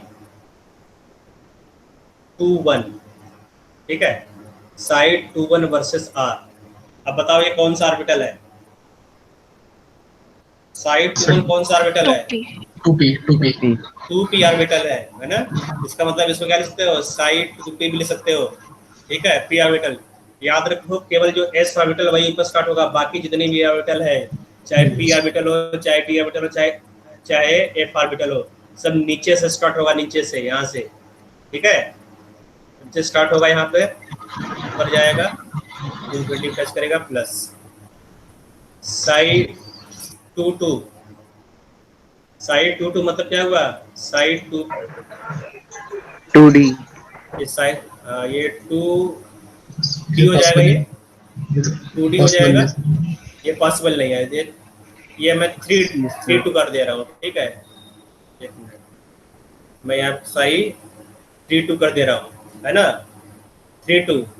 तो पहले यहाँ पर नंबर ऑफ नोट्स निकालोगे तो कितने नोट्स आएगा? यहाँ पर नोट्स निकालो, यहाँ पर नंबर ऑफ रेडियल नोट्स निकालोगे तो क्या होगा? n माइनस l माइनस 1, ठीक है, तो 0 आ जाएगा, 2 3 माइनस 2 माइनस 1 0 हो जाएगा। तो मतलब कि नीचे स्टार्ट होगा और एक बार भी कट नहीं करेगा, ऐसे ही रहेगा, ठीक है, इनफिनिटी जाकर टच करेगा।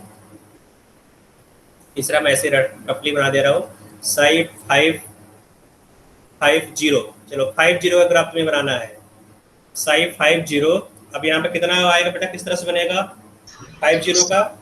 सर इसमें 4 बार इंटरसेक्ट होगा। यस सर, तो यहाँ पर साई 5s होगा कि नहीं? साई 5s यस है, सर, तो कितने नोट्स होंगे यहाँ पर? Number of notes, 4 number of notes यहाँ पर 4 है, तो मतलब 4 टाइम्स वो कट करेगा। तो याद रखो ये एस ऑर्बिटल है, तो एस ऑर्बिटल ऊपर स्टार्ट होगा, 1 2 3 4, ठीक है, तो प्लस माइनस प्लस इस तरह लिख दोगे तो ये साई 5s हो जाएगा। चलो एक और बनाता हूँ यहाँ पर, ठीक है, यहाँ पे बनाना साई 3 1, चलो साई 3 1 वर्सेस आर, ठीक है, psi 3 1 versus r. Number of nodes बताओगे? Nodes, radial nodes, radial nodes कितना होगा? 1 रेडियल नोट्स 1, है ना? तो ये ऑर्बिटल कौन सा बेटा? पी ऑर्बिटल, तो पी ऑर्बिटल नीचे स्टार्ट होगा, याद रखो एस ऑर्बिटल ऊपर से, पी ऑर्बिटल नीचे से, ठीक है, तो एक होगा यहाँ पर, यस, तो एक बार ये कट करेगा, प्लस माइनस, ठीक है, साई 4 4 1। अगर साई 4 1 की बात करोगे तो ये भी क्या होगा? 4p है ना? तो नंबर ऑफ रेडियल नोट्स निकालोगे, 4 - 1 - 1, तो नंबर ऑफ रेडियल नोट्स 2 जाएगा, है ना? तो इस तरह से आएगा 1 ये 1 टाइम्स 2, ठीक है, 2 बार कट करेगा, प्लस माइनस प्लस, ठीक है, तो साई 4 1 वर्सेस आर का ये ग्राफ हो गया। और देख लो एग्जांपल, और साई 5 5d, चलो 5d का निकालना है तुम्हें, साई 5d, तो ग्राफ बनाओ यहाँ पर, कितना होगा बेटा? 2 नंबर ऑफ रेडियल नोट्स कितना आ रहा है? 5 - 2 - 1, तो 2 आ रहा है ना? डी ऑर्बिटल है, डी ऑर्बिटल नीचे स्टार्ट होगा, तो एक बार कट किया, 2 बार कट किया, तो प्लस माइनस प्लस, ठीक है, इस तरह से साई 5f, तो नंबर ऑफ रेडियल नोट्स कितना होगा यहाँ पर? एफ ऑर्बिटल है, तो 5 - 3 - 1, नंबर ऑफ रेडियल नोट्स 1 हो जाएगा, एक बार कट करेगा, एफ ऑर्बिटल नीचे स्टार्ट होगा, केवल एस ऑर्बिटल ऊपर से स्टार्ट होता है, ठीक है, एस ऑर्बिटल नीचे से, तो एक बार कट करेगा, ठीक है, यस, तो साई का ग्राफ बनाने आ गया, समझ में आ गया? यस, चलो अब साई स्क्वायर बनाएंगे इसके बाद, ठीक है, तो साई स्क्वायर का तुम्हें बनाना है, तो साई स्क्वायर पहले मैं 2-3 क्लियर डायग्राम बनाता हूँ, उसके बाद हम लोग रफली करेंगे।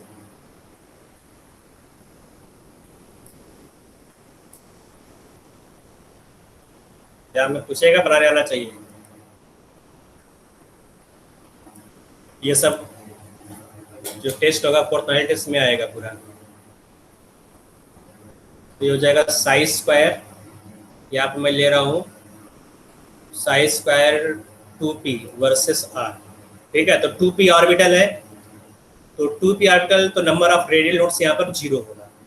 ठीक है, नंबर ऑफ रेडियल नोड्स यहाँ पर 0 है, तो कैसे बनेगा बेटा, एक बार भी कट नहीं करेगा, ये ऊपर से ऊपर ही रह जाएगा। यस ठीक है, यहाँ पर आ जाते हैं साई स्क्वायर 3p ले लेता हूँ। ठीक है, 3p, तो यहाँ पर नंबर ऑफ रेडियल नोड्स 1 आएगा, तो एक बार कट करेगा ये, तो अब ये साइज स्क्वायर है तो नीचे नहीं जाएगा, ऊपर ही रहेगा, क्योंकि ये पॉजिटिव है, साइज स्क्वायर मतलब पॉजिटिव। ठीक है, नीचे स्टार्ट होगा, एक बार कट करेगा मतलब टच करेगा, फिर ऊपर चला जाएगा। ठीक है, एक बार टच करेगा फिर ऊपर चला जाएगा, और इन्फिनिटी पर जाकर ये 0 हो जाएगा। पहले जाता होगा, इन्फिनिटी जाते जाते ये 0 हो जाएगा। ठीक है, तो ये कम होता है, पहला जो मैक्सिमा है बड़ा होगा, दूसरा छोटा होगा, तीसरा और छोटा होगा, चौथा और छोटा होगा, छोटा तो चला जाएगा। अगर बात करें यहाँ पर साइज स्क्वायर 5p का, तो ये 5p है यहाँ पर, है ना, साइज स्क्वायर 5p, तो नंबर ऑफ रेडियल नोड्स यहाँ कितना होगा, नंबर ऑफ रेडियल नोड्स 3। तो यहाँ पर 3 आ रहा है नंबर ऑफ रेडियल नोड्स, तो 3 बार टच करेगा, नीचे से स्टार्ट होगा, क्योंकि ऐसा नहीं है, नीचे स्टार्ट होगा, तो एक बार टच किया। ठीक है, सेकंड टाइम टच किया, थर्ड टाइम टच किया, है ना, और फिर ये इन्फिनिटी पे देखो 3 बार टच करेगा, एक बार टच किया, दूसरी बार, तीसरी बार। ठीक है, यहाँ पर केवल एक बार टच किया, ऐसे मत इसको भी मत जोड़ ले, इसको और इन्फिनिटी वाला नहीं ऐड किया है। ठीक है, 0 वाला और इन्फिनिटी वाला तुम ऐड नहीं करोगे। ठीक है, उसके बीच में जो नोट्स आ रहे हैं उसको तुम्हें काउंट करना है, वो 3 बार टच किया यहाँ पर। ठीक है, तो इसको तुम्हें नहीं काउंट करना है, इसको नहीं काउंट करना है इन्फिनिटी वाला। एक और देख लेते हैं बेटा, यहाँ पर एक एग्जांपल और देखो। ठीक है, सर हमने ऊपर से स्टार्ट साइज किया स्क्वायर था। साइज स्क्वायर 7d का, size square 7d versus r, number of radial nodes कितना होगा यहाँ पर, 7 - 2 - 1। ठीक है, तो 7 - 2 - 1 कितना हो गया, 4, तो 4 बार टच करेगा ये, नीचे स्टार्ट होगा। ठीक है, नीचे स्टार्ट होगा 1, उसके बाद सेकंड वाला क्या होगा, छोटा होगा, है ना, तो एक बार टच किया, 2 3 4, इन्फिनिटी पर जाके ये 0 हो जाएगा। ठीक है, कुछ इस तरह से बनेगा। हाँ बेटा पूछो, क्या पूछ रहे थे। सर एक ग्राफ हमने ऊपर से स्टार्ट क्यों नहीं किया, तो 0 से स्टार्ट किया। डी वाला, अब सर, इसमें के ऊपर बहुत के टेक्निकल ऊपर। टर्म में बहुत बहुत तुम लोग पूछने लगोगे, जो कि तुम्हारे सिलेबस में नहीं है। ठीक है, कुछ इसमें टेक्निकल चीजें हैं जो बताना जरूरी नहीं है, मैं समझता। ठीक है, तो अगर तुम लोग चाहते हो तो बाद में टाइम बचेगा मैं बता दूंगा। ठीक है, तो यहाँ पे ओके बहुत सर। सारी टेक्निकल चीजें हैं जो जरूरत नहीं है तुम्हें समझना। तुम्हें ये समझना है कि ग्राफ कैसे बन रहा है, ग्राफ में कहाँ मैक्सिमा कहाँ पर minima. Size square 5f versus r, चलो इसका ग्राफ बनाओ तुम लोग, कितने नोट्स आएंगे यहाँ पर। So 1 note. यहाँ पर नंबर ऑफ नोट्स कितना आएगा, 5 - 3 - 1, तो एक नोट्स आ रहा है यहाँ पर, एक बार टच करेगा फिर इन्फिनिटी पर जाकर 0। ठीक है, तो एक नोट्स आ रहा है। ठीक है, चलो ये समझ में आ गया। सर हाँ, तो साइज स्क्वायर का समझ में आ गया। क्या बेटा, सर ये जो पहला वाला है वो कितना भी बड़ा बना सकते हैं? पहला ये मतलब अब यहाँ पर मेजरमेंट तुम करके नहीं बता पाओगे, बस ये जानो कि रिलेटिवली पहला वाला बड़ा होगा, दूसरा वाला छोटा होगा, तीसरा वाला छोटा होगा। ठीक है, एग्जैक्ट तुम्हें Okay, देखना हो तो उसके लिए तुम्हें एनर्जी चाहिए, यहाँ पे इसका एनर्जी कितना होता है। ठीक है, बहुत सारी चीजें यहाँ पे इन्वॉल्व में बैठा है ना, तुम्हें समझने की इतना जरूरत नहीं है, क्योंकि ये जो श्रोडिंगर वेव इक्वेशन है, मालूम है ना मैंने क्या बोला, श्रोडिंगर वेव इक्वेशन को केवल अब तक श्रोडिंगर ने ही सॉल्व किया, केवल हाइड्रोजन एटम के लिए, केवल सॉल्व किया गया। ये नहीं कि बेटा जो हीलियम एटम है या हीलियम प्लस के लिए भी सॉल्व नहीं हुआ ये। ठीक है, केवल हाइड्रोजन एटम के लिए सॉल्व हुआ है। ठीक है, हीलियम प्लस के लिए भी सॉल्व नहीं हो पाया ये। ठीक है, He2 प्लस के लिए भी सॉल्व नहीं हुआ है, H2 प्लस के लिए भी सॉल्व नहीं हुआ है ये, केवल हाइड्रोजन एटम के लिए सॉल्व हुआ है अभी तक, है ना, और वो भी केवल श्रोडिंगर ने सॉल्व किया था। ये बहुत ही कॉम्प्लिकेटेड है, जो तुम्हें नहीं पढ़ना है। अगर तुम्हें पढ़ना है तो नेट पर चीज़ें अवेलेबल है। ठीक है, लेकिन तुम्हारा टाइम वेस्ट होगा उससे, सब चीज़ वहाँ पर सॉल्व करके दिया गया है, क्यों कैसे वो भी इसका रीजन वहाँ पर दिया गया है, विकिपीडिया खोलना सब दिया है। ठीक बेटा, चलो आगे चलते हैं यहाँ पर। आगे हम लोग को देखना है 4πr² आर का ग्राफ।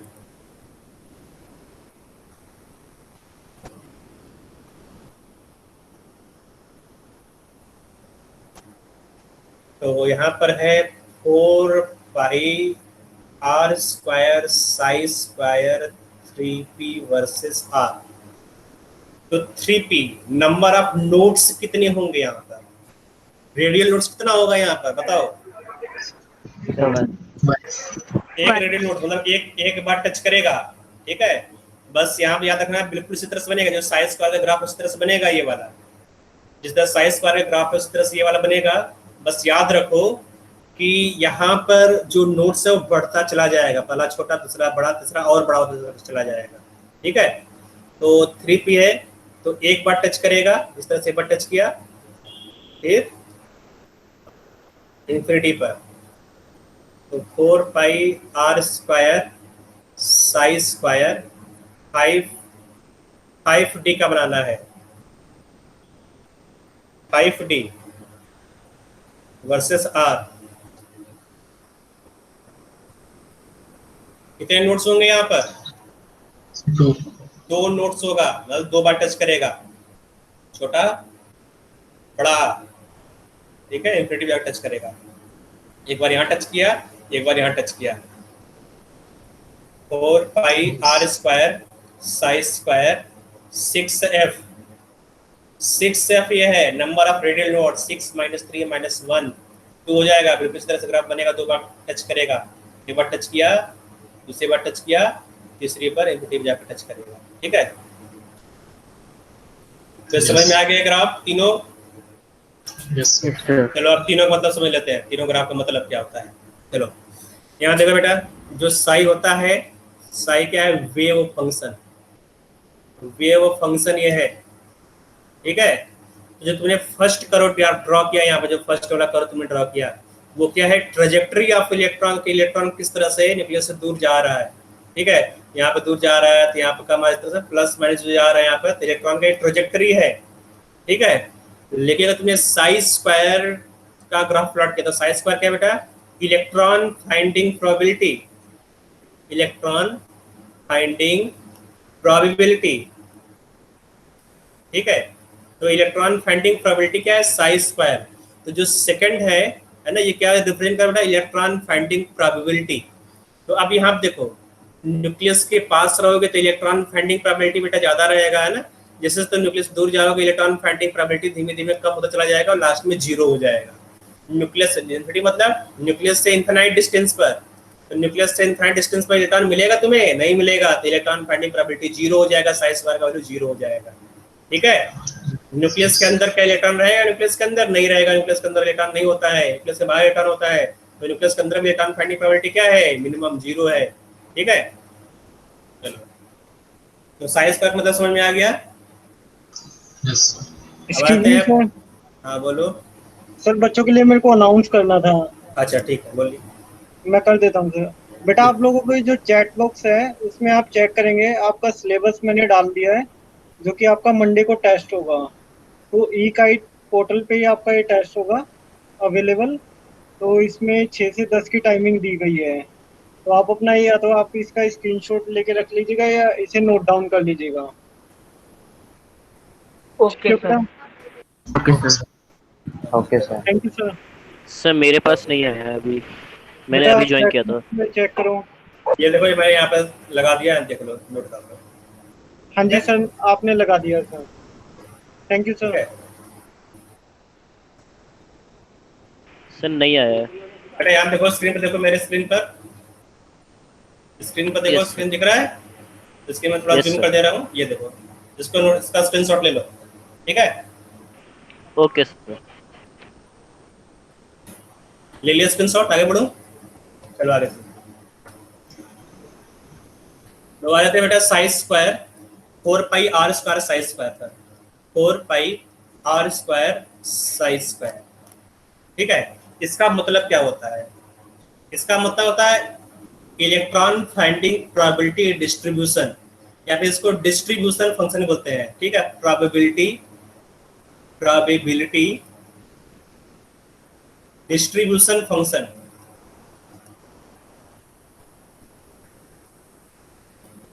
प्रोबेबिलिटी डिस्ट्रीब्यूशन फंक्शन, ठीक है। तो अगर 4 pi r square size square है, इसका मतलब होगा प्रोबेबिलिटी डिस्ट्रीब्यूशन फंक्शन है। इसका मतलब होता है कि तुम्हें बेटा सेल पढ़ा है, सेल क्या होता है? जैसे एक स्फेरिकल सेल से, ये हो गया स्फीयर, ठीक है, स्फीयर हो गया। अब स्फीयर के ऊपर एक दूसरा स्फीयर बनाओ, ठीक है। तो इसके बीच में ये जो वॉल्यूम होता है, इसको क्या बोलते हैं बेटा? इसको स्फेरिकल सेल बोलते हैं। ये जो है, ये बेटा हॉलो स्फीयर है, लेकिन इसका जो थिकनेस थोड़ा ज्यादा है, ठीक है। यहाँ जो थिकनेस है वो dr थिकनेस है। तो क्या हुआ बेटा, ये एक सेल बन गया है ना। तो इस सेल में ये जो इलेक्ट्रॉन, ये जो रीजन है, इस रीजन में इलेक्ट्रॉन फाइंडिंग प्रोबेबिलिटी को बोलते हैं प्रोबेबिलिटी डिस्ट्रीब्यूशन फंक्शन, ठीक है। ऐसे यहाँ पर है r डिस्टेंस लिया तुमने यहाँ से न्यूक्लियस से r डिस्टेंस, और r डिस्टेंस पर dr थिकनेस को कट किया और इसका एक स्फेरिकल सेल बनाया, इसको स्फेरिकल सेल बोलते हैं, ठीक है। r डिस्टेंस पर dr थिकनेस का स्फेरिकल सेल, और इस स्फेरिकल सेल में जो इलेक्ट्रॉन फाइंडिंग प्रोबेबिलिटी है, इसको प्रोबेबिलिटी डिस्ट्रीब्यूशन फंक्शन बोलते हैं। यहाँ पर क्या है बेटा, तुम्हें इलेक्ट्रॉन, यहाँ पर तुम्हें इसका वॉल्यूम निकालना है ना। तो 4 पाई आर स्क्वायर, ठीक है, 4 पाई आर स्क्वायर क्या होता है? इसका सरफेस एरिया होता है मल्टीप्लाइड बाई डी आर, ठीक है। तो ये थिकनेस क्या है, डी आर है। तो एरिया मल्टीप्लाइड बाई हाइट क्या होता है, वॉल्यूम। तो 4 pi r square D R, ये पूरा वॉल्यूम हो गया, volume multiplied by size square, ठीक है। तो इस वॉल्यूम तुमने मल्टीप्लाई कर दिया साइज स्क्वायर, तो इसका मतलब क्या होगा बेटा, जो इलेक्ट्रॉन फाइंडिंग प्रोबेबिलिटी है वो स्मॉल रीजन में ना होकर इस गिवन वॉल्यूम में तुम निकाल रहे हो। जो गिवन वॉल्यूम है, इस गिवन वॉल्यूम में इलेक्ट्रॉन फाइंडिंग प्रोबेबिलिटी निकाल रहे हो। साइज स्क्वायर क्या है बेटा, देखो यहाँ पर इलेक्ट्रॉन फाइंडिंग प्रोबेबिलिटी है, लेकिन कहाँ पर तुम इलेक्ट्रॉन फाइंडिंग प्रोबेबिलिटी निकाल रहे हो, इस गिवन वॉल्यूम में, ठीक है। तो गिवन वॉल्यूम में अगर तुम इलेक्ट्रॉन फाइंडिंग प्रोबेबिलिटी निकाल रहे हो, उसको तुम क्या बोलोगे, प्रोबेबिलिटी डिस्ट्रीब्यूशन फंक्शन, ठीक है। तो जो 1s है ना, 1s ऑर्बिटल, वहां पर गिवन वॉल्यूम में तुम इलेक्ट्रॉन फाइंडिंग प्रोबेबिलिटी निकाल रहे हो, फिर 2s के लिए निकाल रहे हो, फिर 3s के लिए निकाल रहे हो ना। तो अलग अलग ऑर्बिटल का जो इलेक्ट्रॉन फाइंडिंग प्रोबेबिलिटी तुम निकाल रहे हो इस मेथड से, ठीक है। तो अब देखो तीनों समझ में आ गया कि नहीं? साई मतलब क्या हुआ, साई मतलब वेव फंक्शन, साई स्क्वायर मतलब electron finding probability, 4 pi r square psi square मतलब probability distribution function in given volume, या फिर इसको केवल इतना ही बोलते हैं प्रोबेबिलिटी डिस्ट्रीब्यूशन फंक्शन, ठीक है। इसका मतलब होता है गिवन वॉल्यूम में, ठीक है, electron finding probability in given volume. यार गिवन स्फेरिकल सेल, ये स्फेरिकल सेल है, स्फेरिकल सेल, ठीक है। स्फेरिकल सेल में इलेक्ट्रॉन फाइंडिंग प्रोबेबिलिटी को तुम 4 pi r square psi square से निकालोगे। तो तीनों का अलग अलग मतलब है, ठीक है। तो एग्जाम में ये पूछता है, जो थर्ड वाला है इसका ग्राफ पूछता है ज्यादा, इसका कम पूछता है, इसका नहीं पूछता है। जो साई है वेव फंक्शन, इसका ग्राफ नहीं पूछता है, साई स्क्वायर पूछेगा, इसका पूछेगा। तो क्वेश्चन कर लेते हैं, कुछ एक क्वेश्चन कर लेते हैं, उसके बाद हम लोग नेक्स्ट क्लास में देखेंगे आगे क्या पढ़ना है क्या नहीं पढ़ना है। कुछ ये छूट गया है, इसको देख लेंगे। तो यहाँ पर है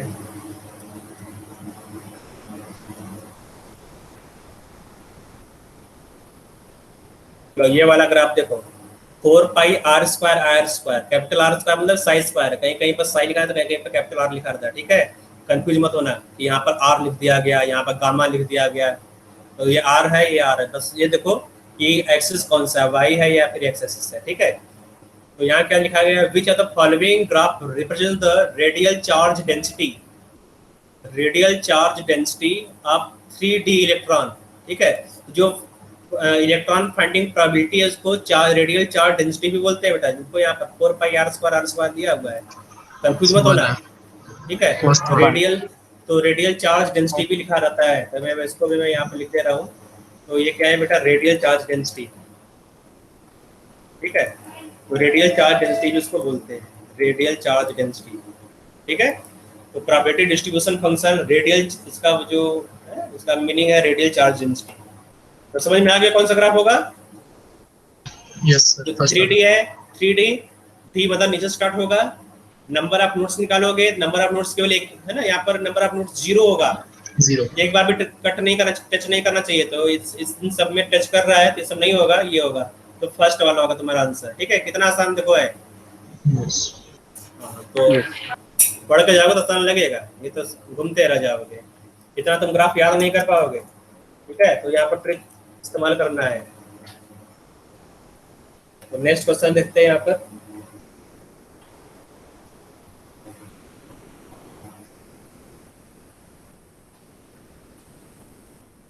Which of the following function NLM for the excited state of hydrogen is spherically symmetrical? Spherically symmetrical मतलब क्या हुआ? S orbital ना? Spherically symmetrical यस तो किस ऑर्बिटल का शेप स्फेरिकल होता है? S ऑर्बिटल, बाकी सब डम्बल Yes. होता है। यस तो S ऑर्बिटल के लिए L का वैल्यू क्या होगा? यहाँ तक Zero. पहला क्या है? N है, फिर L है, फिर M है, तो ये फर्स्ट नंबर क्या है? N, सेकंड नंबर क्या है? L, थर्ड नंबर क्या है? Magnetic quantum number.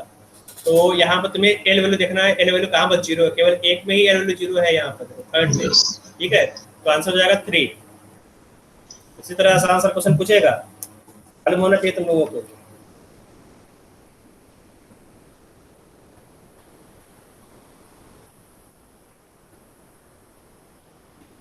आगे देखो, the Schrodinger wave equation for hydrogen atom is this, where A0 the Bohr radius of radial nodes into S at distance R0, then ठीक है, यहाँ पर लिखा हुआ बोर रेडियस। ठीक है, तो यहाँ पर साई का जो फंक्शन है, फंक्शन बनाकर दे दिया। Done sir. तो अब यहाँ पर तुम्हें क्या करना है बेटा, जहाँ पर साई 0 होगा वही रेडियल नोट्स होता है बेटा। ठीक है, देखो जहाँ पर साई 0 होगा वो नोट्स होता है, मैंने पहले बताया था, साई इक्वल टू 0 क्या होगा? नोट्स होगा। yes, तो अब ये जो बड़ा सा भयानक सा वैल्यू दिया गया है, इसको इक्वल टू 0 कर दो। तो अब ये देखो बेटा, यहाँ पर जब तुम 0 करोगे इस वैल्यू को, तो जो ब्रैकेट के अंदर है 2 minus R0 divide by A0, बाकी इसके बाद इसके पहले जो लगाया हुआ सब कांस्टेंट है, तो इसके पहले कांस्टेंट है, इसके बाद में कांस्टेंट है। ठीक है, कांस्टेंट इक्वल टू 0 कर दिया तो कांस्टेंट इक्वल टू 0 चला गया, है ना। जो ब्रैकेट के अंदर वो इक्वल टू 0 होगा, 2 minus R0 divide by A0 equal to 0। ठीक है, इसको सॉल्व करोगे, सॉल्व करो तो क्या आएगा बेटा? R0 divide by A0 equal to 2। yes sir, तो सॉल्व करोगे तो क्या आ गया बेटा? यहाँ पर कुछ गड़बड़ कर दिया क्या मैंने? सही है sir. R0 equal to 2A0, तो यहाँ से A0 आ जाएगा, तो from here A0 equal to R0 divide by 2। ठीक है, तो आंसर हो जाएगा 2। याद रखो, इतना भयानक सॉल्यूशन देने से कोई मतलब नहीं है, डरना नहीं है एग्जाम में कि इतना भयानक सा क्या लिख दिया गया, A0 आ गया, पाई वाई आ गया, यहाँ पर अंडर रूट है, E एक्सपोनेंट आ गया, ये सब बेटा कांस्टेंट है। ठीक है, तो जो ब्रैकेट के अंदर है वही वेरिएबल इक्वल टू 0 कर दिया, कांस्टेंट बेटा 0 में चला जाएगा ना। यस तो आ जाएगा तुम्हारा सेकंड आंसर। जैसे कोई डाउट पूछ सकता है बेटा जो कि रखा, क्योंकि बेटा देखो यहाँ क्या दिया गया है? Nodes, radial nodes. ठीक है, रेडियल नोड्स कहाँ पर 0 होगा? देखो, where A0 the Bohr radius and radial nodes in 2s is at distance of R0, तो R0 पर तुम्हें क्या मिलेगा? Radial nodes. ठीक है, जहाँ पर नोड्स होगा वहां पर साई का वैल्यू क्या होगा बेटा? साई इक्वल टू 0 होगा, साई यहाँ पर साई इक्वल टू 0 कर दोगे, है ना। यस नोड्स पर साई का वैल्यू 0 होगा ना, yes sir, 0 कर दोगे तो जो कांस्टेंट है 0 में चला जाएगा, तो जो बीच वाला वैल्यू है वो भी 0 आ जाएगा ना, तो 2 minus R0 divide by A0 ये भी 0 हो जाएगा। ठीक है, इसके बाद इसके पहले जो मल्टीप्लाई है वो भी 0 हो जाएगा, तो सबको 0 कर दोगे। ऐसे मान लो एक फंक्शन दिया गया है, ठीक है, fx into fy into fz is equal to 0। इसका मतलब क्या हुआ? fx इक्वल टू 0, और fy इक्वल टू 0, और fz इक्वल टू 0 होता है ना। इसका मतलब जो बीच वाला फंक्शन है दैट मस्ट, है ना, दैट मे बी 0। जब इसको 0 करोगे तो यहाँ से R0 का वैल्यू मिल जाएगा। नेक्स्ट क्वेश्चन देखते हैं बेटा।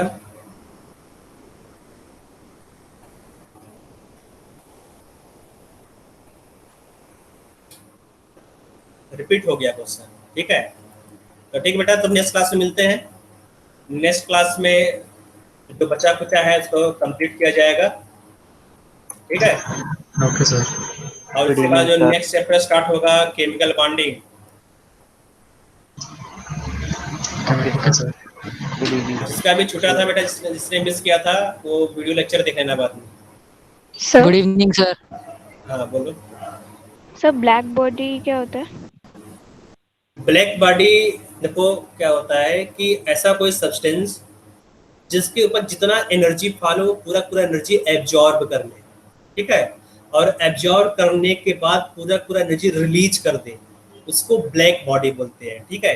ब्लैक बॉडी मतलब काला काला बॉडी नहीं होता है। ब्लैक बॉडी मतलब ऐसा बॉडी, ऐसा मटेरियल जो कंप्लीट एनर्जी को एब्जॉर्ब कर दे और उस कंप्लीट एनर्जी को रेडिएट भी कर दे पूरा पूरा 100%। मतलब इसका जो एफिशिएंसी है वो 100% हो, है ना। जितना एब्जॉर्ब करे उतना रिलीज कर दे, जितना एनर्जी यहाँ फॉल हो रहा है एनर्जी उतना ही रिलीज कर रहा है, तो उस बॉडी को, उस मटेरियल को हम लोग ब्लैक बॉडी बोलते हैं, ठीक है। ओके तो सर। हाँ, तो ब्लैक बॉडी रेडिएशन तुम लोगों ने पढ़ा है थोड़ा सा, और इसको तुम फिजिक्स में डिटेल में पढ़ोगे, थर्मोडायनेमिक्स में, फिजिक्स थर्मोडायनेमिक्स। और किसी कोई डाउट है? नहीं है।